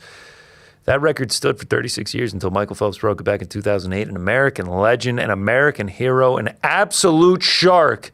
That man Mark was. Shout out to Mark Spitz. Absolute legend. Number 4, we go into the ocean, basking shark. Look at this guy. Fucking hell. Let's go ahead and unhinge the jaw and just collect some plankton and whatnot in there. Smallest brain-to-body ratio of any shark. That's what people say about Frankie in the control room. Up to 40 feet long. 5 tons. They also say that about Frankie as well in the control room. Open their gigantic mouth and eat everything in sight. They also say that about Frankie in the control room as well. Shout out to the basking shark, man. I mean, talk about God having a sense of humor. Being able to open your mouth that wide is having a sense of humor. Looks awesome. Frank just got obliterated. Number 3, not Frank's number 1. A different shark named Bruce. Bruce the great white shark from Finding Nemo. There you are. Fish are friends, not food. One of my favorite movies growing up.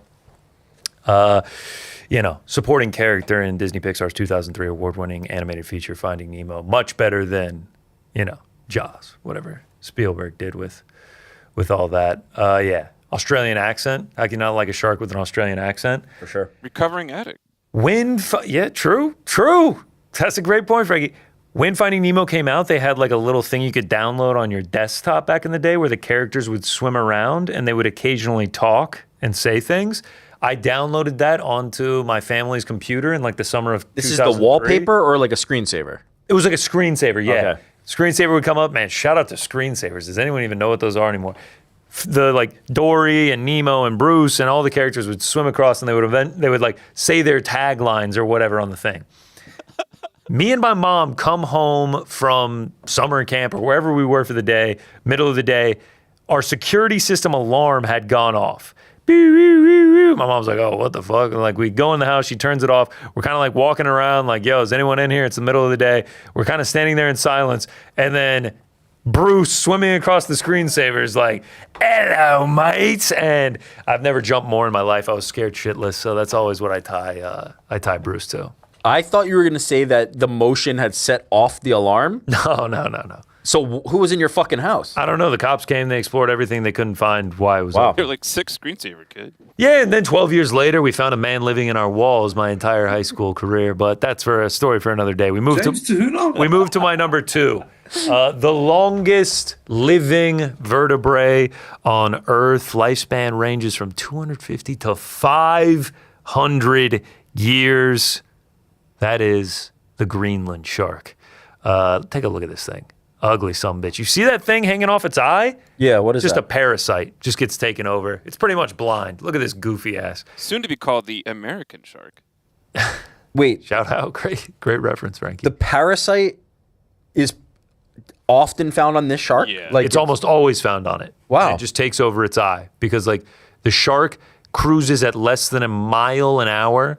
It's almost blind. It just kind of floats around. But they eat seals. And they have been found with polar bears and reindeers in their stomach. So if they want to get busy, if they want to get active, they can.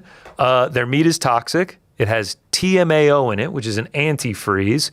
And if you eat it, the people of Greenland eat it, you get a thing called shark drunk, where you like get all like, you don't know what's going on, you start vomiting, you get explosive diarrhea. It's a whole thing.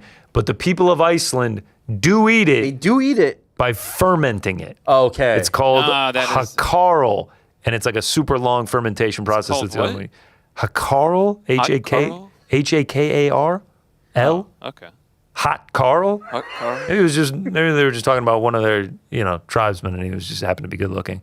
But yeah, shout out to the Greenland shark, man. They live forever. That's crazy. There are some that are alive that have been swimming since like The 1500th. Speaking of parasites on the eyes, if you want nightmare fuel, look up the parasites that live on your eyelids. No, thank you. I will pass on that. They do. Which will bring me to my number one. Grew up going to see these anytime anyone came into town at the Georgia Aquarium, and that is the biggest shark, the biggest fish, the whale shark. 30 tons, 60 feet long. Plus, they look sick. Like, you got all the spots and everything. That's not average. That's max, right? Yeah. Max is that. Average Average picture is... doesn't do them any favors. Well, you need like a quarter, some way to like do a I size. I got one for you, Frankie. Nice. Actually, that image didn't work with our system. It was a WebP file, not a JPEG. I have a converter now, Connor, if you need it. You gotta get in touch with Frank. Quarter banana and human comparison. And either way, shout out to the whale shark. Sick shark. Wait, Frank, did you tee him up with the quarter thing because you knew it didn't go Absolutely not. I was just like, these actually look really small on the screen because we have these massive screens in the control room. They do look sick, you got to admit. That's crazy. I mean, they do. They have the spots, but no Megalodon. No. Megalodon is amazing. There's no doubt about it. He has to be mentioned anytime, but I was going more for people that are still living. Got it. Is Mark Spitz still with us? Let's hope so. I don't know. I don't know. Is that guy that was living in your walls still with us? It was Mark Spitz. Jesus. So we're asking the same question. Sure is. 76 years old. Still married to old Susie Wiener. This is so great. Since 1973. Married her after those legendary 72 games. Shout out to Mark the Shark. Huh? He was in your walls. All right, here we go. What is this? I did a little homework for this, or actually, let me just be honest. I didn't do any homework on this. My daughter Avery Jackman, the love of my life. We will judge accordingly. She came up with this list, and I think the other two kids know that they're not the love This of is their a life. cheat code. They are also, as is my wife. No, not a cheat code. We will be judging This harshly. is a cheat code. All right, number five, nurse shark, the nurse shark. And she wrote a little blurb for each of these. I will read it. Shout out. Nurse sharks eat bottom-dwelling sea animals like crustaceans, small fish, and mollusks. So she enjoys their diet. That is why she's into this nurse shark. I included a few images. She did not select the images. I selected the images, but she has selected the sharks. Number 4. Not picked for its looks, though, right? Doesn't say here. Number 4, great white shark. Great white sharks are cool because their skin is covered in tiny tooth-like scales called dermal denticles that help them swim fast and quiet. Wow, I didn't know that. I don't know if you knew that. Shout out to the great white shark, silent. Damn, that's silent but deadly, but that's a great pick right there. Number 3, it was Connor's number 1, the whale shark. She says here, Avery, shout out, love you. I like whale sharks because it is fascinating to me that such a gigantic creature eats such tiny creatures such as krill. So, not really munching down on those polar bears and those seals like you were talking about. Like the Greenland shark. Like the Greenland shark. Fucking old head just blindly swimming around. Huh? With the polar bear parasite. Number 2. This is where we really get into it. Number 2, bull shark. The bull shark. Oh, Avery likes the bull shark. She Great says pick. That's a bullshit. Number 2, I like the bull sharks because they can live in fresh and salt water. Another cool thing about bull sharks is that a bull shark will occasionally battle a saltwater crocodile over overlapping territory and food competition. Who usually wins? I assume that the bull shark's going to win that. Okay, bull shark was an honorable mention for me. Not only do they do freshwater and saltwater, they will go into incredibly shallow waters as well. And they are insanely aggressive. When I was growing up, my grandparents lived in Florida. A dude ran out onto his dock, which was in an inlet, way inland, was not near the ocean, and jumped directly onto a bull shark. Bull shark ate him. Jesus Christ. Yeah, it's scary as it Jumped gets. the shark and got eaten. Jumped on the shark. Also, can you play that, Armin, one more time? That's a bull shark. That's a bullshit. Is that what he's saying? That's Is he what looking at a picture and he's saying that's a bull shark? That's a bull shark. That's a bull shark. That's a bull shark. Armin knows the shark game. Armin does know the shark game. All right. Number 1, I'm excited for this. Avery also knows the shark game. She's been killing this list so far. Love you, sweetie. Number 1, hammerhead shark. Legend. Okay, here's our explanation. You ready? Yes. I think that it is cool that hammerhead sharks have electrical and visual sensors spread across their wide, flat heads, known as, cephalofoil. No way your 8-year-old daughter wrote something. Not only that, I will have you know she actually phonetically wrote it out for me after that. Said, she knows you wrote Daddy's a dumbass. I can't read it. Cepha Lafoil. Cepha Lafoil. Is that the name of the parasite they've been finding on the lettuce? No. That's something else. But yes, you guys are talking about the reasoning why they were created this way or why they had evolved this way. Yeah. There is some kind of explanation. They have sensors across their wide flat heads. Thank you, cool. Avery. Okay, wait. There's actually more. There's a bonus. There's a bonus. I do love the idea of someone tuning in, clicking on the thumbnail and being like, "Oh, let's hear about that PFL merger." And Sharks. It's two guys in scrubs with Serbian shit Earlier everywhere one talking was about sharks. Describing what Now a a man screensaver with a is. shirt on his head. Or they tuned in right as Mark Spitz fucking Speedo dong was put on screen. Megalodon. That's what they called him back in the day. Mark Spitz, the Megalodon. There's actually two bonuses. First bonus.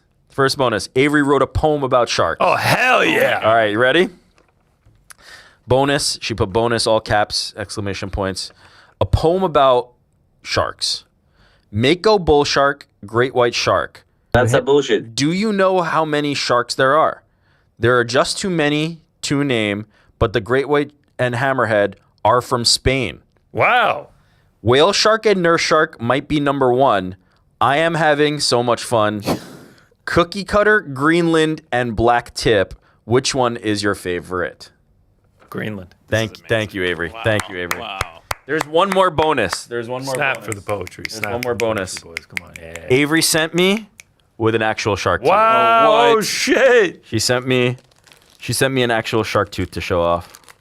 What kind of shark do we know? I don't know. I asked her that and she said she didn't know. And also they got them from like people came around to the school and they had like sharks, minerals, dinosaur stuff. But right here, we got the shark tooth.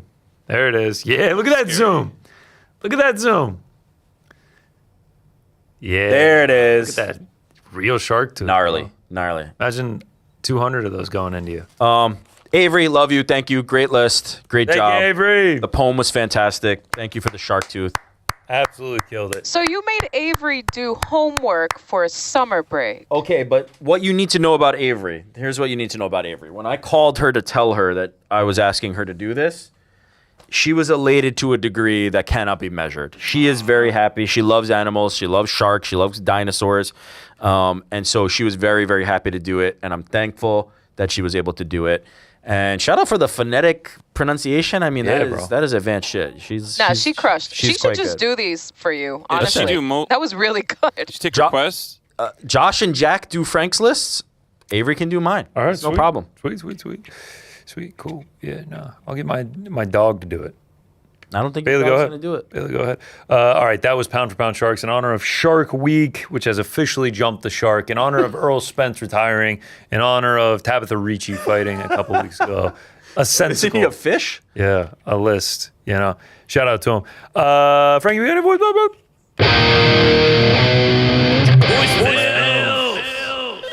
Hope these are good, man. Ahoy, We're off for ahoy. 2 weeks. Hey boys, it's Luke from Sydney here. Just needed to call to bring something to your attention that I noticed the other day. I'm a wrestling fan myself, and I saw that intern Josh likes to post some of his wrestling coverage on Instagram. So I'm like, I'll follow Josh. I'll see what he's up to as he ventures on to these next chapters of his career. I couldn't help but notice then, I was scrolling through Reels, and there was a post that Josh had liked that really caught my attention. Oh, wow. Talking about how, work can be exhausting because you have to do all this fake laughing.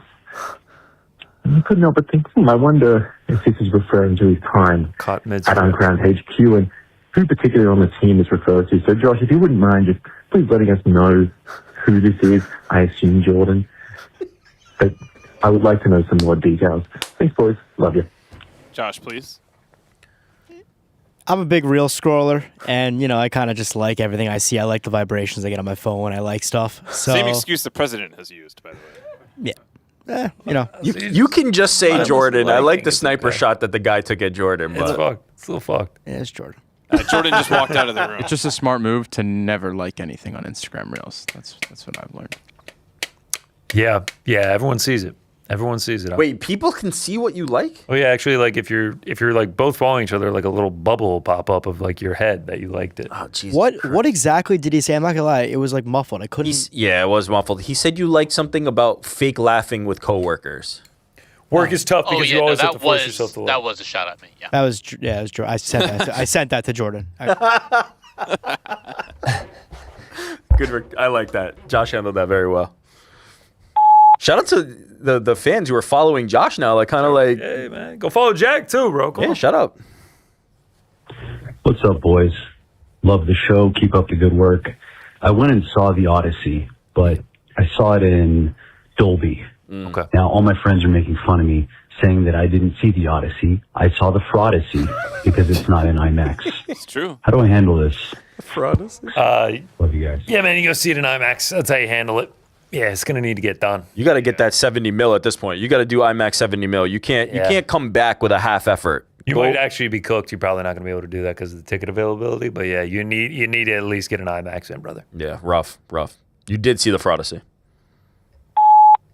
Yeah, today's July 23rd. Okay. Thursday. A week ago. I'm opening up YouTube right now. Sick. And Great. I see your guys' video. All right. Live. Awesome. I just wanted to tell you that it's mad disrespectful that you guys are calling Chonko John Pork. You guys wouldn't like it if someone. This is you. Oh, if someone on dissed live us. YouTube. Yeah, if someone dissed us when we were or live on anything like YouTube. that. Yeah. Please change the name. For sure. Take it down. Yeah, we'll take it down. I don't appreciate the John Pork. Yeah, man. It's Chonko. Chonko, motherfuckers. Chonko, motherfuckers. Sounds the same. Excuse me, I'm getting offended now. Yeah, man, for sure. We definitely wouldn't like it if someone shit on us when we were live on YouTube. The chat has never said anything disparaging. No one has ever tweeted at us or commented on Instagram any disparaging remarks. I give a shit, us. so give us a fucking answer, baldy. Yeah. I've definitely never been called a bald By the fuck. way, did Jamal Hill ever take that thumbnail down after we complained? Yeah. I remember when we got clowned by Jamal Hill, man. I was really I was really upset about that, man. Yeah, I would be so upset if some meme about me, like almost like if like I looked similar to like a referee or something was just constantly brought up, or any generic white dude was constantly brought up. I don't know what I would do with myself. No, dude, get out of here, man. Oh, there it is. What am I gonna do with myself now? Is this the best one, by the way? What's the one? Is this the one that you're like, all right? That is the highest honor. He's a handsome bloke. Not going to take it down. It's a meme where that is the main reason why you know who he is. He is famous for that. Every time he gets posted anywhere, it's nothing but John Pork. We are not attacking his character or his religion. We are playing off of a meme. It's not that serious. Please calm down. Also, we spoke very highly of John Pork and actually like John Pork. When I was saying Magomed Zainukov pulled up at his gym earlier today, did you immediately know who I was talking about? Or do I need to say Chonko? Or John Pork. Also, he's quite good. I'm excited about his future. Just calm down. It's a meme. Hey, Rick, it's Zach Brown. Yes. Just wanted to say happy birthday this weekend. Shout out to Frederick Jankman, Neckbeard Sublime. He's the goat of the BITB, goutest of all time. Happy birthday. Happy birthday. Happy birthday. Happy birthday. Wait a minute, that's you adding that. Thank you, Zach. Wait, re-rack that. One more time. Hey, Rick, it's Zach Brown. Just wanted to say happy birthday this weekend. Shout out to Frederick Jankman, Neckbeard Sublime. I don't like He's the goat of the BITB, goutest of all time. Happy birthday. Happy birthday. So good, man. Thank you, Zach. That is so good. We love you. What's up, boys? Jackson from Portland calling here. What's up, Jackson? I've been listening to you guys since the very beginning. Called in a couple times. Man, the lore expansion gets better every week. And I love when it spills into Ariel's show, too. You can tell sometimes he's not quite looped in on what happened every week on Boys in the Bag. Makes it all the funnier. God, when the guy called in this week and hit you guys with the Mongo beef abbreviation, oh my gosh, that was that was Ariel killing me. pretended like he knew. We got Rod Talk, and we got the Mongo Meat Minute. We forgot about Rod And Talk. then when Matt himself calls in, right after that, just really put a bow on the whole thing. I liked his question about unintentionally funny fighter. I got to throw Marvin Vittori's name in the hat there.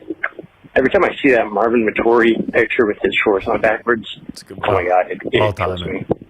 Anyway, guys, thanks for the laughs for the week, and I will catch you next time. Peace. What a nice call. That was a very nice call. That was fantastic. Great call. Speaking of the lore, Mongo beef. We forgot about the Rod Talk, man. We fucked that up. D-Rod, it was an absolute no-brainer. We showed spits. Yeah.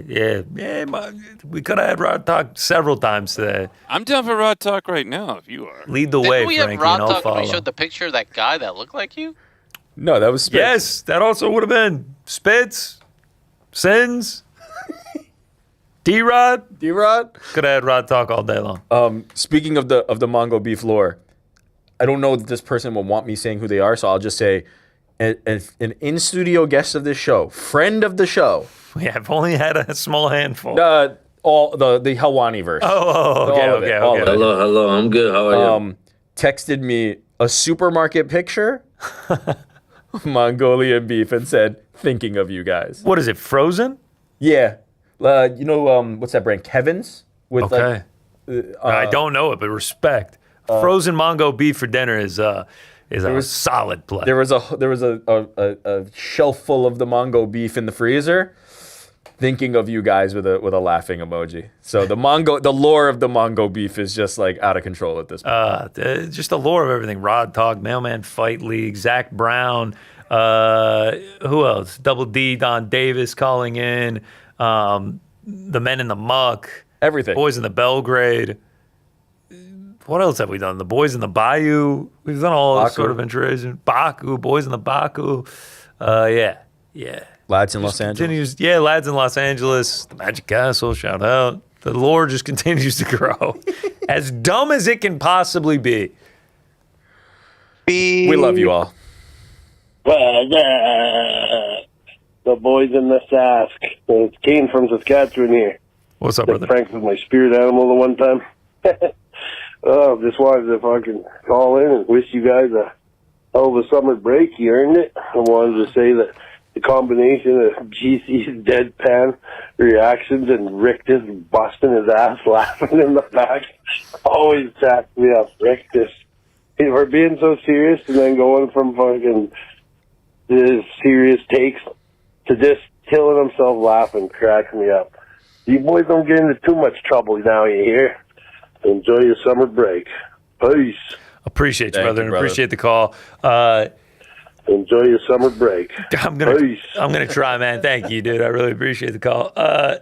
Yesterday's On the Nose was like, that's like why I enjoy the job. Yeah. Like when we're watching crazy knockouts and shit, I'm like, God, I love this job. But like yesterday's On the Nose, when it just reached all-time fuckery, was just like, I literally had a moment when I was thinking, I was just like, can't believe this is work. Cannot believe this is work right now. It almost was like James Tahuna-esque. Like I was ready to keel over and die with laughter. Yeah, it was an all-timer.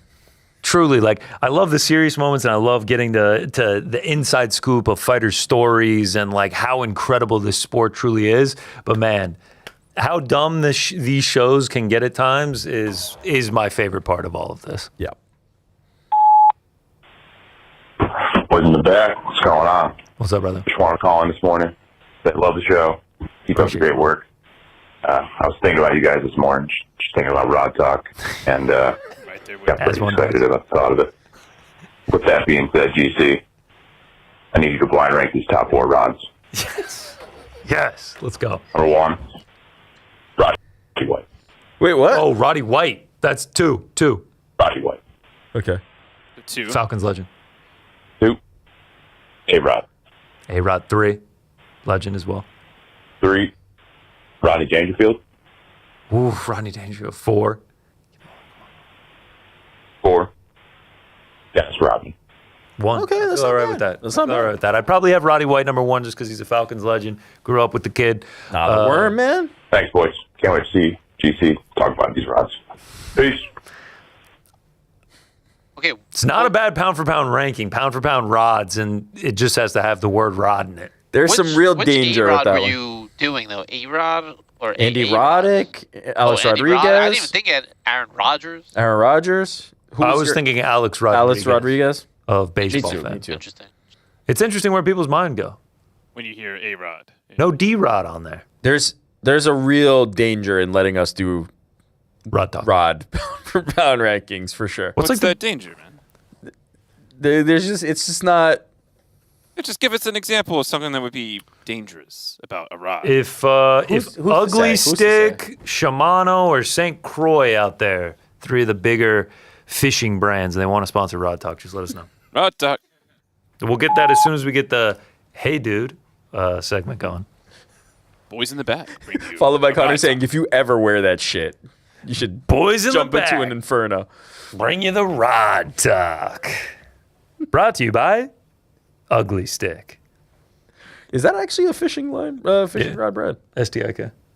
Honestly, we need to just go fishing, and then all the talk is Rod Talk. Should we just all get into fishing, and then that's just what we talk about? We I'm just talk out. fishing? I'm out Not on gonna lie, fishing. Legitimately get into fishing. I just looked up when National Fishing Day was to see if we could do a pound for pound rod talk. June 18th.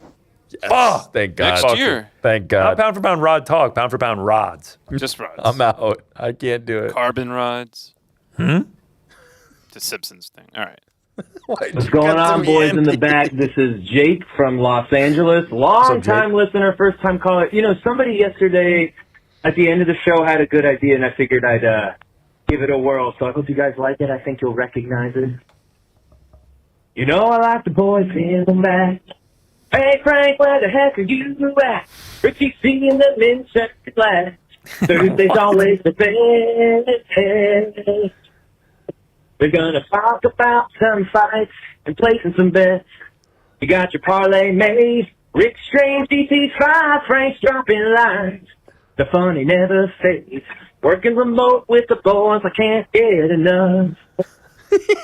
Hey, you interns of Ariel calling. Who's the track? Golly, it's tough. You know I like the boys in the back. Hey, Frank, where the heck are you at? Rick seeing them intern lad. Thursday's always the best. The spot Tronco versus John Boy. Place and touch, but line the door. Football's well in New York. You fantastic boys. This is back. I can't wait for the grad. Was that it? That's all I got. Hey, best of luck to you interns. You did a fantastic job. Shout out to the boys in the bag. Shout out to the people in the control room. You guys rock. I mean, you rock. Peace and love. Shout out to that man. That was wow. unbelievable. Should we He was re-rack it? He said, "That's all I got." He did a full featured song. That's going to be nominated for a Grammy next year. You gotta really have some balls to put it on the table like that and just sing an entire we need song. the full length, and we need a high quality audio recording of that. If you're in the I New think York that- greater area, hit me up. Let's get this recorded. Yes. I was gonna say we should do an open mic for Boys in the Back first live event. Not Fuck it, bad. let's just do open mic. Not Open bad. mic with the Rod Talk. Yeah. That was a great call, though. Thank you so much for that. You got to get that one saved. The boy in the mag. Obviously, that is to the rhythm of Chicken Fried. Now, you know I like my chicken fried. Yeah, Just that makes sense, though. Zach Brown. Don't want that to be lost on anyone. That was real meta stuff. That was great stuff, man. That was great. I think I got one of those Greenland shark eye parasites getting at me. No, Frank said we all have them regularly. Dude, it's gross. Yo, boys in the back. What's up, bro? It's Jimmer. Yeah. I got a brand new segment this week, boys. It'll be a monthly segment now from me. Okay. It's called Jimmer Asks, Where the Fuck is Cedric Doumbé? It's a brand new segment. I'm going to be introducing it every month. I'm just going to keep on coming in and asking, All right. where the fuck is Cedric Doumbé? You know, the guy who was the hottest thing in MMA for a 6-month period. Yeah, I'm just wondering if he's ever going to fight again. Rick, come on, man. Use your sources. Give me some information here. Anyways, deuces. Love you guys. See you in a month, Jimmer. Jim, we'll see you in a month. See you in a man. month. Where the Got fuck no is fucking Cedric answers Doumbé? for you. Brought to you by Garmin. GPS is pretty good. I like that. Not bad. Yeah, nobody has any idea. I got nothing. Not even a guess? Nothing. We need an intro to Jimmers segment where instead of "Where in the world is Carmen Sandiego," it's Where in the world is Cedric fucking Doumbé? pretty much. Pretty much. I used to love that show. Hey guys, 24-inch subs here. Wanted to give a shout out to the 2 interns. Hey. You guys did a great job with the show, behind the scenes, and on camera with some of your stuff and takes you had. Really appreciate it. Keep doing your thing in college, and when you get to the real world, cherish college because the real world fucking sucks. Going to work sucks unless you do something you really like. But being an adult isn't cool, so that's all I got. How about that for inspiration, guys? This segment brought to you by BetterHelp. First of all, thank you for the message. It is a little bit uninspirational, I guess, once we get out of school. But yeah, I think Josh and I are already doing something we love, so that's it. Gotta keep partying and living it up. Thanks, 24-inch Dubs. Shout out to Dubs. What a good guy. Real life sucks.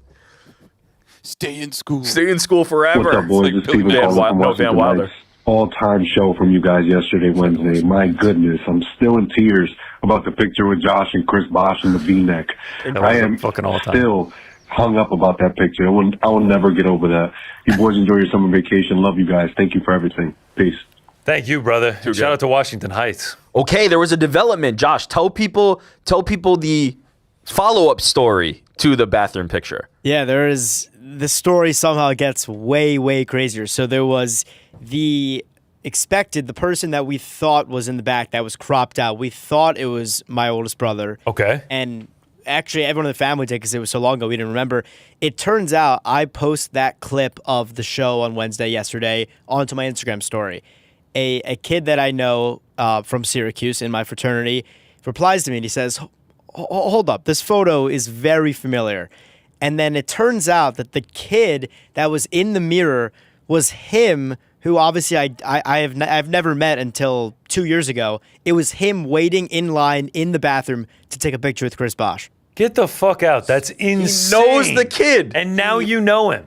Yeah, I know him very, very well. Does he have his own Chris Bosh bathroom picture? He does. He's the picture wearing the same shirt, and he saw the picture that I put on the show, and he was like, "Holy fuck, that's me." That's fucking crazy. Unbelievable. That is fucking crazy. Insane. Shout out to Chris Bosh, man. Shout out to Chris Bosh for taking photos with little snotty kids. Shout out to Bathroom Bosh, bro. Man. I don't think Dad gets enough love for being in the bathroom with the bib still on. That just cracked me up because I didn't know that it was a crab place at first. He could have choked in that moment. He could have missed the photo op. He said, "Fuck this! I'm getting this photo no matter what." And shout out to Joe Stonecrab. Above all. Shout out to Joe Stonecrab. What's this frat brother's name? Luke. Shout out Luke. Shout out Luke. Hopefully you wash your hands. Boys, how are you? Good, man. Is there Denver? Shout out. Yep. First and foremost, I wanted to say thank you. I really do appreciate everything you guys said. I took a lot of it to heart. If you don't remember, I'm the guy who was kind of getting burned out on MMA and kind of wanted some thoughts about it. So yeah, I truly do appreciate your guys' input with it because it is something I was dealing with, man. I do just feel burnt out, and I did use it for an escape to try to just get away from shit and use it as a conversation starter to try to make friends. I don't know if you guys know how fucking hard it is to make friends as an adult. Fucking, it's stupid. Anyways, yeah, I'm just going to probably take a break and stuff. I really appreciate your advice. I'm going to pop in and out whenever I can, but it needs to not be the center point, you know what I mean? So I am going to try to read some books. A friend of mine recommended me a book series called Dungeon Crawler Carl. I don't know if you've heard about it. It's pretty silly, but it's a good read or it's a good laugh, and that's probably what I need right now. Mr. Burks, can you shoot me a couple recommendations? Mr. Jackman, I would love some of yours as well. I assume you might be more into sci-fi and horror. I'd love to hear what you got as far as those go, if that's your jam. And I can't leave out good old Mysterious Frank. You know, I do appreciate all of your eclectic music knowledge. I don't know if you got anything like that or just any good solid reads. Trying to keep my days filled with some more stuff. So appreciate your input. Again, thank you, gentlemen. Shout out. Shout out to you, brother. Shout out to you, brother. Sorry that you're struggling with this, man. MMA should be fun for you. It shouldn't be a something that brings down your life. In terms of books, I know there's the movie now, but I always like to say Project Hail Mary. That's one of my favorite books I've read. About to finish Anthony Bourdain's book right as the movie comes out. That's been fantastic. Didn't realize how much of a drug addict he was. It was deep, but it's a very interesting book. And then I'm going to The Hobbit afterward, which Frankie has read and loved. And then been ripping through some comics. Comic. Gonna get mine back anytime soon? I will. Yeah, you need it for something, or is it just gonna collect gotta dust on keep you? track of where things are. Yeah. Comics are fun, man. If you got a comic book store in Denver, which I would imagine you do, that could be fun. Frankie? I've heard good things about this Dungeon Crawler Carl. I know it's like a longer series. They're going to make a show out of it. Keep up with that. I mean, if anything, you've inspired me to go read it because I've heard good things, but hearing it from you and how it's helping you, there's no reason I can't read this on the subway. So there you go. Last two books I read were Project Hail Mary, which you recommended and loved, and Gone Girl, which if you've seen the movie, maybe won't be as good, but it was a fucking great book. Gone Girl's great. All timers for me that I kind of want to reread, but it's very popular, so you may have already read it. Is Silent Patient. There we An go. all-timer for myself as well. Yeah. I mean, there's a good chance you've read it or watched the movie, but Ready Player One is a great book. Absolutely, I didn't even know it was a book. I haven't read the book. Better book than it is a movie, in my opinion. Usually goes that way, and also I've noticed lately, most of the great media is from the book. Is adapted from books, comic books, novels, Odyssey. Yep. Yeah, And then everything. The Bible. Spider-Man coming out this weekend. Dune. It's all books. It's IP, man. But yeah, my second one, I guess, maybe I've also read it, pretty popular, for more of like an introspective outlook. Meditations by Marcus Aurelius. It's really just his journals. It's not a real book. More just reading his journals. Absolutely goated, though. That can help with his mental health for sure. Yeah, 100%. Yeah. Stoicism. Shout out to it. I've actually read Meditations as well. Shout out. What's up, boys? This is Brian calling from the greatest state in our nation. Hearing that caller last week talk about how he'd been watching from the beginning but lost his passion made me think about how I got into it. Where's this heard from? October 13th, 2012. I was at a wing house with my friends who watched MMA, but I was just there for the wings, beers, hanging out with the boys. Done this a bunch of times, but the fights never seemed to catch my attention. Then I watched this guy repeatedly, purposely, put his back on the cage while letting the other guy tee off on him. Anderson Silva, at the height of his MMA career. He dodged that shit like the Matrix and then pulled off the first round KO against Stephen Bonner with a vicious knee to the body. I was hooked from then on, and 14 years in now, I haven't missed a single fight, from the first prelim to the main event. Unfortunately, I hosted my first watch party, spent $40, which seemed like a lot of money at the time, and saw my hero get knocked out in his next fight by Chris Weidman. Fuck. And then bought my second pay-per-view, and saw him break his leg. I was devastated. Who had a rougher 2013 between me and Anderson? Who's the check? But I want to know. Probably Anderson. Did you guys have a particular fight or event when it all clicked for you, when you became a super fan and never looked back? Let me know. Fuck. Is that what we thought it was? Yeah, I think it was a toilet. I think he was probably talking to us on the shit of respect, honestly. Though it may have been too quick for You leave that in? He's been pissing. All right. We did miss shit talk for a couple weeks, so. I forgot. Yeah, shit talk. We rod switched from talk, it's shits to all- rods. Yeah, it's all just it's all part of the same thing. shit. What was the oh my god, eureka moment? I don't know if there was one. I fell in love with I started watching the sport more and more once I got the ESPN Plus account, and the pay-per-views were just free for me, and I would be at work and I'd be like, let's throw it on, let's bet Okay, on but it. then in that run, there had to be something that made you go, fuck, I really do like this. Yeah, I mean the title fights and all the characters and the Joanna versus Wiley Zhang Great and one. Izzy's run and everything like that. Roosevelt Roberts hit a spinning kick in 2020, I think, or maybe he got hit with one. And I was just like, holy shit, that was fucking crazy. I really liked Ilya early on. The Ryan Hall fight. If you tell people that Roosevelt Roberts is the thing that made you fall in love with MMA, it would. I think he got spinning kicked. I don't think he was the one. I can't remember who he was fighting early on. It was like the pandemic. I just slowly fell in love with the sport. Yeah, so it wasn't maybe one flashbulb moment. It was like that, just like and then I got the job, and then I was fully entrenched in it. We were talking about it yesterday, and like listing off our favorite fights and everything, and like I gotta up my ball knowledge of the older stuff.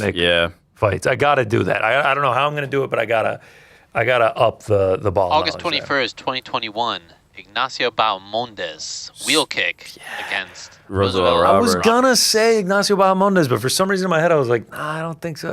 Apex. Did he have the powers stolen by then, or he must have still had the powers? Yeah, the powers were not stolen yet through the sparring and training. They weren't yet. Actually, it was his brother, Nacho. Oh, sorry. It's the young guys though. Yeah. For me, there were like a few seminal moments. Number one, seeing UFC 2 Royce Gracie. I just was blown away. That wasn't quite love. That was just the thing that made me go like, holy shit, there's something here. Like, I want to check this out. Started watching more and more of it. Then there was BJ Penn, Matt Hughes, like that whole, like BJ Penn's just like entire career kind of made me go like, holy fuck, like this guy was my guy. Like I was in.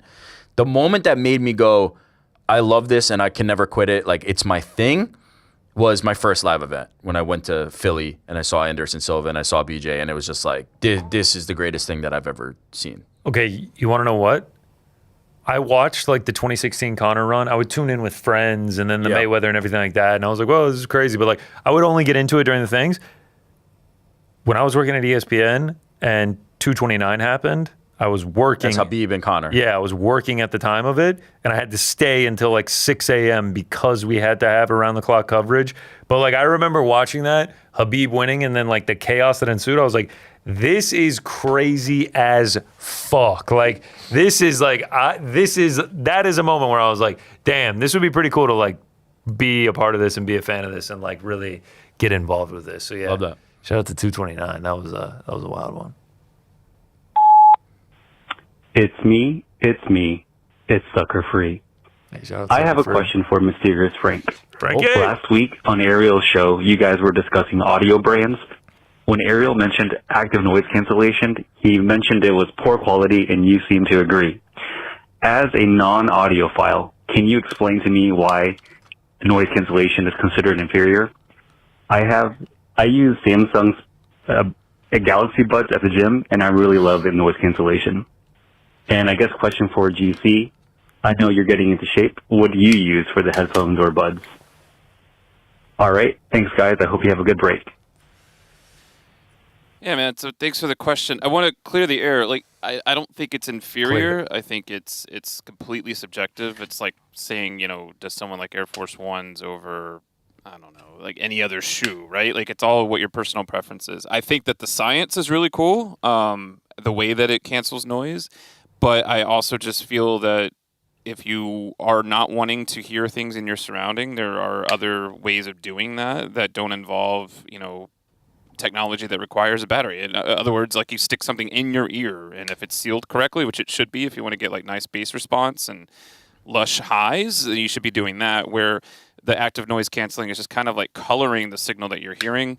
And it's getting better, but like people refer to it as like the ear suck. Like they could tell something is going on, and like just think about what that is doing that's detracting away from the original recording. But again, not to say that it's a problem. If you're enjoying it, by all means, keep doing it. I have a pair of AirPods I keep in the bag. If I need the convenience to just throw something in real quick, I have the ANC on. I do it, so you should too. What do I listen to? Nothing. Raw Dog the gym, Raw Dog the runs. Just pull up. Damn, for real? Yep. I don't want to have to be switching songs. I don't want to have to be looking at anything on my phone. I don't want to Raw Dog fully. I just want to lock in, do what the fuck I have to do, get out. Also, I like running in the morning with no headphones on. I like getting outside and enjoying it. Thanks for noticing though. 10 days in, starting to finally feel leaned out a little bit. Starting to feel like not such a schlob like I was over the summer. We're going to be half marathon ready soon enough, though. Last night, I have to say, stood up from dinner, felt a little something in my right knee. Uh-oh. got a lot worse. By the time I got home, I was like, what's going on here? You knew it was going to rain today. Luckily, woke up, it was gone. Oh. Ripped a nice 3-miler. I was going to say on the plus side, like, there may be alternate plans anyway, you know, like. Oh, no, the race is getting run. I can promise you that. It's like $200 to sign up. But I'm glad you feel better. I will say, because I'm also running a half marathon, and because GC does not have any options, I run with the Open Shocks Pro 2. And those are like the bone conduction headphones. So they're still like outside of your ear. You can hear all of your surroundings around you, especially like if you're in a big city or something, a lot of cars. It's great to use, still listen to music, and able to hear everything else around you. So, yeah. Smart. That's smart, because I do see a lot of runners not knowing what the fuck is going on outside. Hello, long time, first time. Just wanted to bring up something that was brought up during the production conversation a couple weeks ago. Okay. With the Ben Roethlisberger showing up in that UFC London card. It wasn't brought up on air, but online that night, people kept bringing up, theorizing on the ESPN broadcast that someone was saying cut to Big Ben, meaning the tower, the clock tower. Oh, no. And somehow that got misconstrued as Ben Roethlisberger. That's fucking hilarious. Okay. But yeah, just felt like I should bring that up. Curious on your guys' thoughts on that. Is it All right, possible thanks. that somebody got tasked with bringing in a Big Ben full screen and brought in Ben Roethlisberger? There's a 1 bajillion% chance that happened. Boys, I say no, because You just refer to him as Big Ben. the card was not in London. Oh, well, there we go. The card was in Manchester. 2 entirely separate cities. So Okay, but working on some of these productions at ESPN, they'll be like, oh, the event's here, and then they'll be like showing a shot of like Right. If for the nearest PFL city Long that Island, everybody will know. Yeah, PFL Long Island. Let's show the Liberty Bell. Well, they're actually calling it PFL New York, so like They're not going to show. They're going to show New beautiful York. scenes of Long They are Island. 1,000. Manchester is 4 hours away from London. It's also a major city. It has 2 gigantic soccer clubs in it. The disrespect for Manchester. When I went to Manchester, everyone was like, how was London? I was like, I don't fucking know. I went to Manchester. Did you fly into Heathrow? Nope. I flew into Manchester. This is not disrespect for Manchester. This is... As a Manchester man, I'm taking offense. This is me thinking that the person who tasked the person with getting Big Ben thought London and Manchester were the same. So not only did they think London and Manchester were the same, they thought it with, hey man, get some Big Ben, and instead of like of all the things that they could have brought in on Ben Roethlisberger, they brought in his third down miscues, and they only brought in a graphic, a slate wipe to get to the highlights. They didn't bring in the highlights themselves. That's exactly what happened. I do like the theory, but I'm not buying it. Shout out to Big Ben.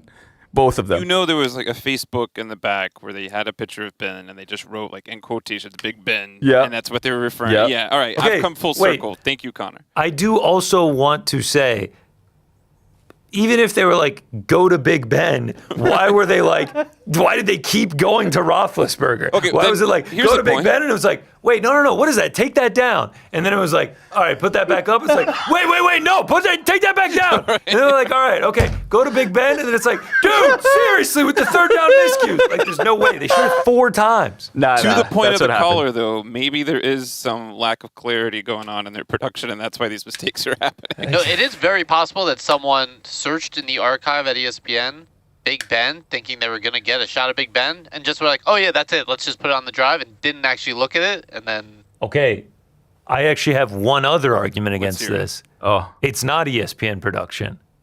It is in No. Denver. Okay, yes, but it has to be a combination in some capacity, right? Like, we Yeah. know that UFC is primarily producing this. There's no way in a UFC truck that would play out. There's no way.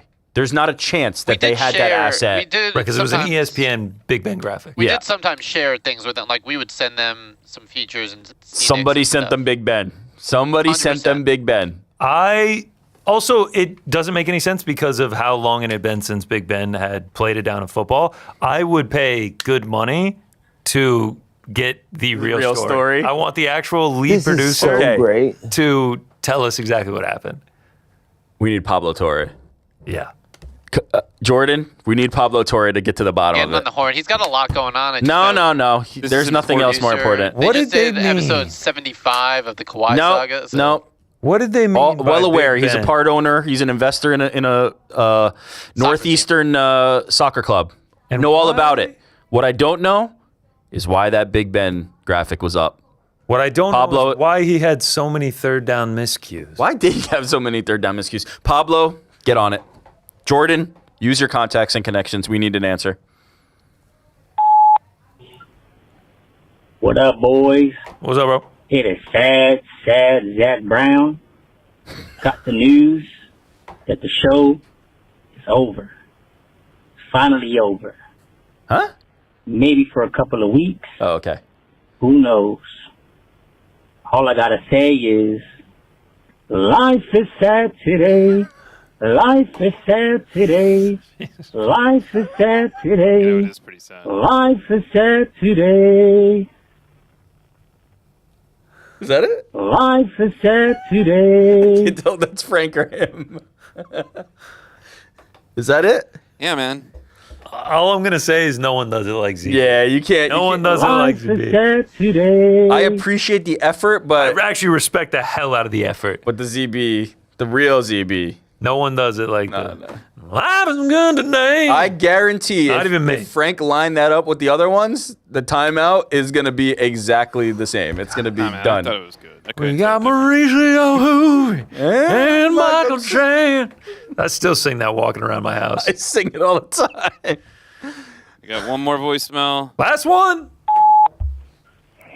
Hey, boys, we're back. It's your boy, Sammy. Sam, what's good, brother? A question. Do you think there should be, I don't know if there is, please enlighten me. If there's not, do you think there should be a unit set up for UFC fighters or combat fighters, boxers, UFC fighters, to check in on them and their well-being after post-career, when they finish off their career? We've seen, obviously, a lot of UFC, some UFC fighters struggling now. Yes, I just want to get your if there's anything like that going on, or do you think there should be it set up? I know Paul Smith, the boxer, the UK boxer, is trying to set up one in the UK with a few more boxers. I don't know why that's not really being taken care of, or how that's going. So I just want to get your points on if for aftercare or even under contract, why they're getting, if they get paid enough, or just your thoughts. Have a great show, guys. Is he asking if the UFC should take care of these guys? Or other fighters, or other fighters? He's just asking if there's mechanisms and should there be. And I think we talked about this earlier in the show. We're pretty strong on feeling like there should be. Yeah, I mean, in terms of like the UFC checking in, it feels like there almost needs to be like a team. Yeah. Maybe stop doing like the prepackaged meals and the protein bars and stuff, and maybe do like a fighter wellness team or something like that to check in on these guys once they end their career. Because like he asked if anyone's going to check in, like who's it going to be? Like, is it going to be people from the PI? It's obviously not going to be Dana. When Ariel talked to Dustin, he was like, "Nah, I haven't heard from Dana." When Tom gets poked in the eye, he's like, "Nah, I haven't heard from Dana." Of course, Dana's not going to hit him up. Like he's the head of it. But yeah. It's going to continue to happen. There's no doubt as we get further along in MMA's, widespread popularity and more people are doing it. It will continue to happen, and eventually something will need to change. But until then, yeah, of course, like in favor of them being taken care of financially, mentally, whatever it may be. A few weeks ago, at one of the pressers, somebody asked Dana White about this because they asked him WWE has a wellness policy. They have like an actual like wellness policy and like a team around this. And somebody asked him, does UFC have this? Should they have this? And he said, we take care of guys. He just kind of like threw out the blanket statement. I think it's time for there to be more than just like, we send him a check. We take care of guys. Like there needs to be some kind of like real stringent policy, some kind of actual, documentation, legislation in their bylaws that is like, this is how we take care of fighters. And by the way, this shouldn't it falls on UFC because UFC is the biggest in our sport. And they are by far the leaders in it. It will fall on them.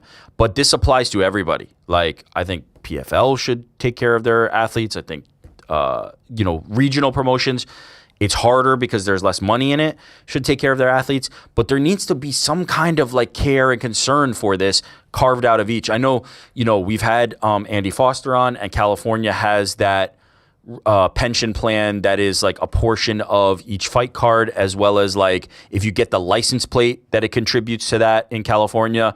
There needs to just be more of this stuff. There needs to be more of this popping up. Even if it's something as small as that. I think it was only $1 of the license plate fee or something to that effect. And I think it was a very small percentage of what the fees were for the promotion to run the event in California.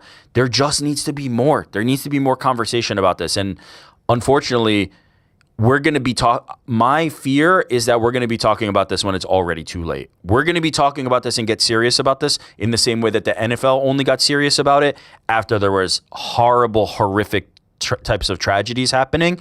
Right now, we've kind of gotten by. Like, certainly BJ Penn is a cautionary tale, right? People have looked at that. Go all the way back to War Machine as a horrific tale. This Dustin one didn't feel nearly as dire, nearly as bad. Thankfully, he's on the road to sobriety. This Anthony Smith one is quite scary and concerning. I fear that we're not going to be talking about this in any meaningful way until we really get too far down the road. Let's not waste the time like waiting until it's too late. Let's all kind of like push for this. And now, we have a platform, we have a voice. The fighters have to be concerned about this. The promotions have to be concerned about this. Somebody has to kind of like take the reins on this. As I said, Andy Foster in California is kind of like doing a little bit of a part. Let's all make noise about this. Yeah. Unfortunately, I'm just not sure if anything is going to happen. Because it's not profitable. Because nobody is going to make a buck off this, even though in reality we're long-term like valuing athletes, saving lives potentially, making the sport a safer one for other athletes, high-level athletes to get into, instead of looking at it. Like, how many times do we hear these boxers being like, MMA, you fucking crazy? Yeah. Like, I would never do that shit. I don't want to deal with all that, how much money they make. They don't get paid enough, and they get hit in the head with no gloves. Like, we can't just keep this going. There has to be some kind of like stopping point where it's like we have to get serious about fighter health. Not only do we want the fighters to be healthy, but also taking better care of them, better pay for them, just makes the whole ecosystem around the sport better, period. It just makes it a more desirable destination to become a professional mixed martial artist. 100%. So we'll see what happens. Obviously hoping for the best for the fighters. Thank you so much for the voicemails. We really, really appreciate it. No more for 2 more weeks. Yeah. Crazy. 3? Actually, technically, our next show will be what? Like August 19th, the 20th? 21st? August 21st? 20th. Okay, August 20th will be our next show in the studio for the boys in the back. Do we have any super chats, Frankie? Super chats. Yes. We do. Kowloon City. Shout out. Hoping for the best. Would love to see them put together great fights and hopefully not 40-plus-year-olds and or streamer fights, etc. Yeah. Yeah. Well, alluding to the MVP PFL promotion. Yeah. They do have the PFL roster now, so they have the opportunity to not do that. I will say, it feels like PFL like Bellator definitely at its height, like leaned very far into that, with Kimbo Dada being like the craziest, like worst example of that. PFL, I don't think has gone that direction. Like Usman Nurmagomedov is a serious competitor. Archie Colgan is a serious competitor. Under 30, I'm pretty sure. Like Dakota under 30. Yeah. That Gene under 30. Like 30, 31. But either way, like young. Prime of their careers. Like, sure. Yeah, I hope we don't go that route. I hope Jake Paul, if he does MMA, it's like Jake Paul is really trying to do MMA, right? Not like when we went back and looked in that archive, he's talking about fighting Jorge Masvidal. That's a real fight. That is not a, now Jorge is what was that? What we say that was 5, 6, 7 years ago. So 4.5 years ago. Hopefully it's a competitive type bout, but yeah, I would like to see a real effort from them in a serious way. Sammy says, shout out Sammy. MVP making moves. Shout out. Shout out, man. We'll see what happens. We will see what happens. Drip Drop says, Jake Paul set the min line at 50K. Will MVP hit it? Yeah, that's going to be the question, man. Will they pay their fighters that he challenged that to Dana? Yeah. I think it was like 40K was the minimum on that MVP MMA one. That was obviously on Netflix. It was a massive, massive show. So what are they going to be getting paid on an MVP fight night on DAZN or whatever it may be? We're going to have to see. This is going to be something to follow. Only time will tell. Just for clarity's sake, he said they should pay 50K because the revenue for the UFC was $1 billion in 2021. Yeah. So it just has to be.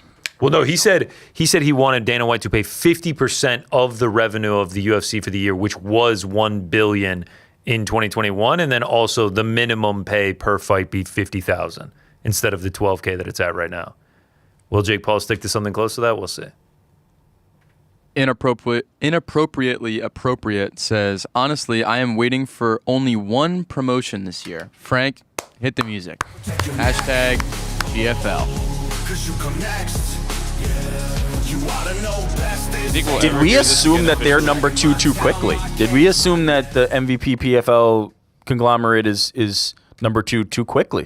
Or what if were we MVP hasty? Then absorbs GFL? Or what if GFL absorbs MVP and PFL? Oh. Has it moved from Hisense to Vizio now? Fair play. I say yes. Fair play. I hope GFL actually does an event because I do see these tweets and I'm just like, what the fuck are we doing here, folks? Like these tweets about like we had meetings and the athlete council and then this and that. It's like we just launched our nutritional program. Are you doing fights or not? Let us know. Yeah. Protect your neck. Oh.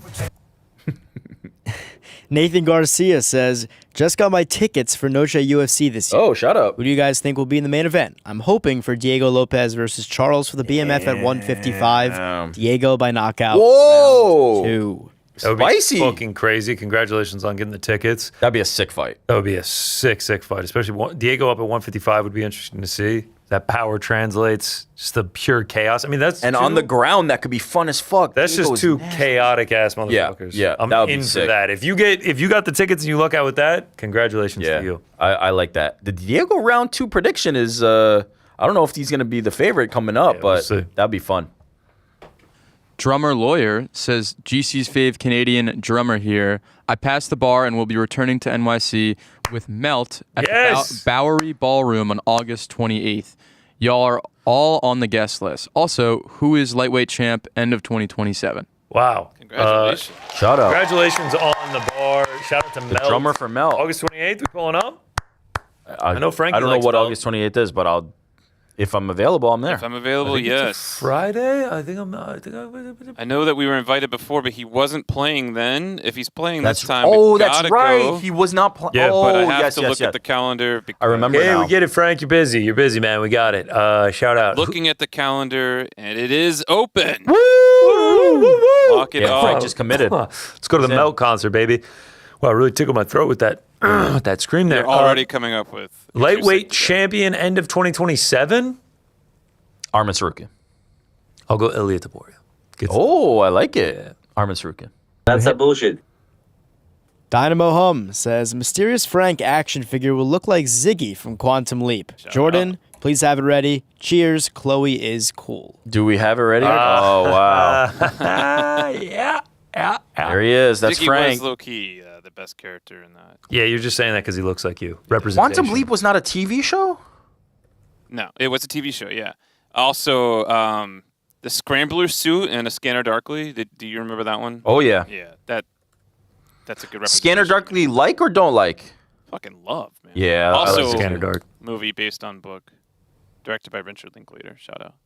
I quite liked it. Winona Ryder, right? Yeah, and Keanu Reeves. Shout out. Written by Philip K. Dick. That's right. Yes. Just saying. Shout out to Philip Dick. Sorry, what? It's Join just us Rod for Talk, man. D-Rod It's just Talk. Rod Talk, man. I'm out. I don't do rod talk. You love rods.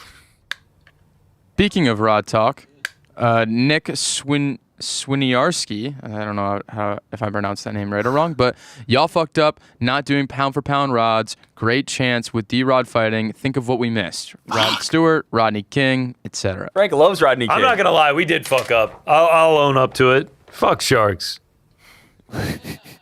We're rods, man. We fucked up. I mean, it was clear. Pound for pound rods. We could do it now. I don't know what the problem is. Nah, I need to think on it, man. I need to maturate. I need to research some rods. Come on. Researching rods is rod research. Nasty work. Yep, rod researching. All right, we got a blind ranking for both of you, I believe. Okay, I'm turning over. Benjamin Turk. It is blind ranking lore from the show. Oh, fuck. Wait. Are we doing separate lists or collective lists, Connor? We got to do collective. Okay. First up, Mongo Beef. 3. 3 is good. Yeah, I like that there. 2, Rod Talk. 4. I like it at 2. Oh, really? Yeah. Fuck. I'll go with you. I'll go with you. 2 for Rod Talk. 3, James Tahuna. 1. Yeah, James Tahuna's up there. 1. 4, Guy at the Magic Show. I think I had a name. Who's Guy? Oh, no, the guy who was like, oh, brother. Number 5. Number 5. How you gotta look it so good? We hate him. That guy, my man. Yeah, that guy was fucking ridiculous. We hate him. And then last up, Frank filming the smoke sesh. Yeah. 4. Yeah, Okay, that's good. That's good. Oh my God, thank God. What if he had fucking said Frank kissing his mom's ass and we had that at 4? That would have been a disaster. Terrible. Fuck, Terrible. thank God. Yeah, the guy at the Magic Show is great. I have an update for everybody. Sorry. Big update. Very important that we need to discuss. We get back from break August 15th for the watch party. Yeah. Okay. The next week, Boys in the Back, obviously on Thursday. Yeah. The main event that week, Oh, tell me. Anthony Hernandez, Fluffy, yeah. Gregory. Oh! We're back. Rod Talk coming. Rod Talk! What was that, Connor? Pound for pound rods, baby. Rods are coming. Yeah, Rods it's are coming. Rods are coming. I'm calling in from Q's for that one. Yeah. You gotta come. Wait a minute. Yeah, Sorry. you gotta come. You gotta come for Rod Talk. Come for Rod Talk, man. You gotta come Yeah, into the come. We need to hear studio. about your rod. You gotta come into the studio. I love it here. Yeah. Andy, that's 2 today that were just Everyone's perfect. coming for Rod Talk. Andy's been on point today. Mwah. That was perfect, Andy. Oh, man. Okay, Sammy says, interim Jack and Josh, thanks for everything. Thanks for everything, interim Jack and Josh. Interim, sorry. You are the interim Jack and Josh until we get our official Until Jack and the Josh. real Jack and The real Jack and Josh come. Thank you, Sammy. All right, we got Benny here saying, need a Jar Jar Binks / GC toy that has a button that goes Mesa Connor Burks. Oh, Mesa Connor Burks, never seen Star Josh. Wars.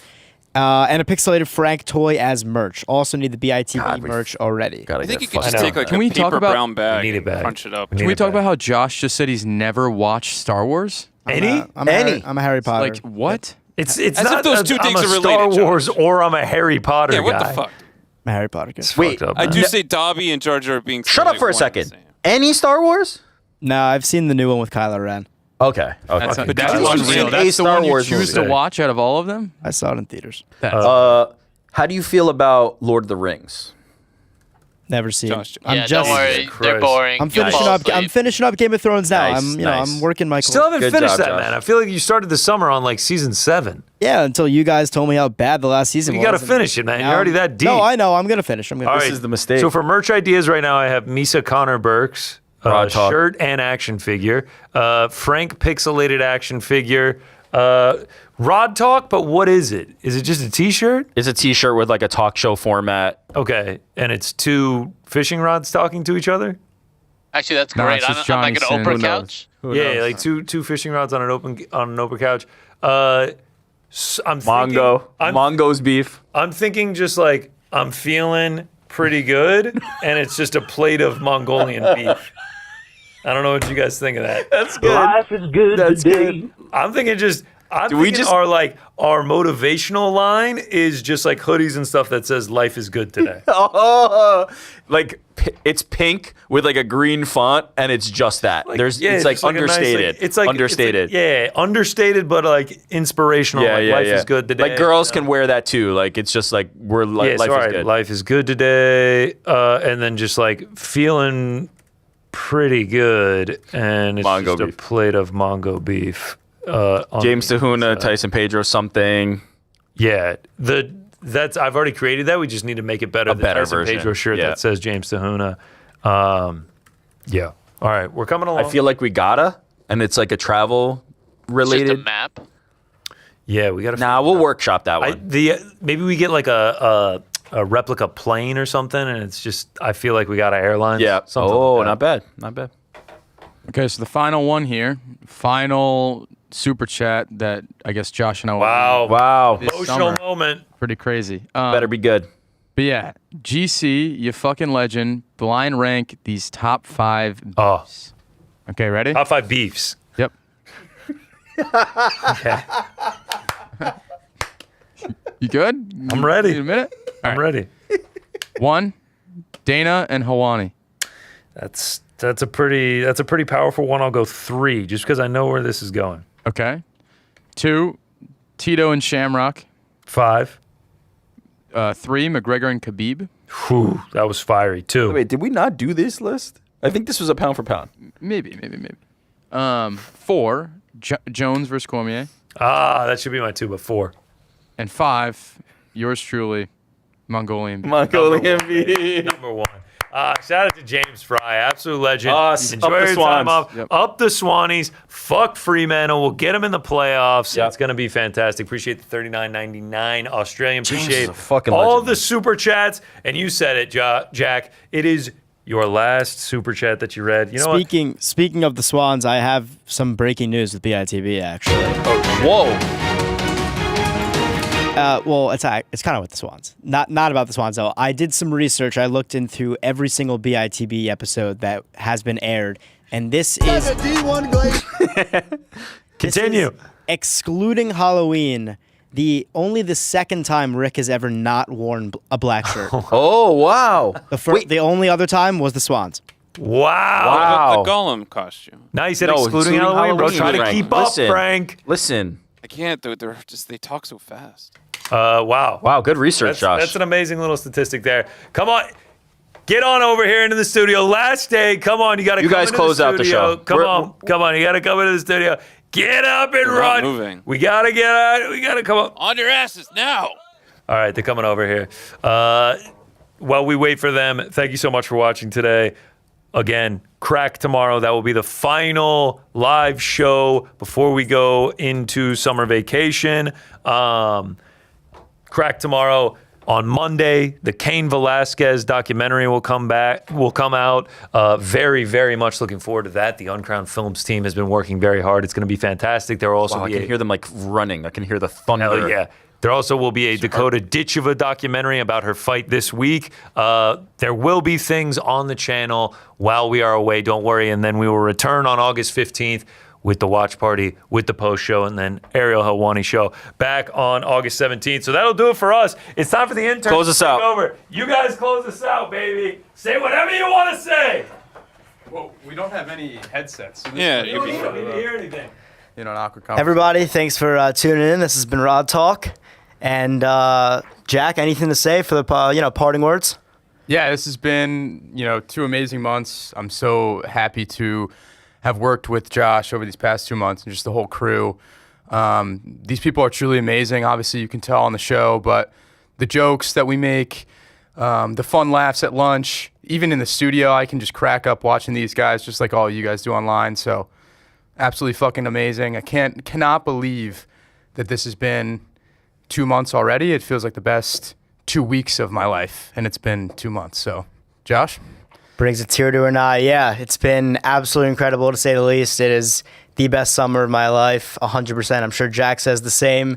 And yeah, I said it yesterday on the Helwani show, but like a lot of my good friends that have internships, they have coworkers. I feel like here I got friends, and that's the difference that it makes working with Jack, working with everybody from the control room, Ariel, GC, Eric, everybody. It's been an incredible summer. Nothing else to say. Obviously, Rod Talk, Mongolian Beef. It's the best of the best, hoping that the lore continues to expand. But I think that's all we got. Yeah, for the most part, yeah. That's all we got. Are we really closing out? Are we doing the pan out?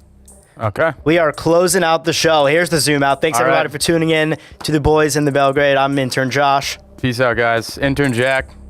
Connor. Peace. Rick.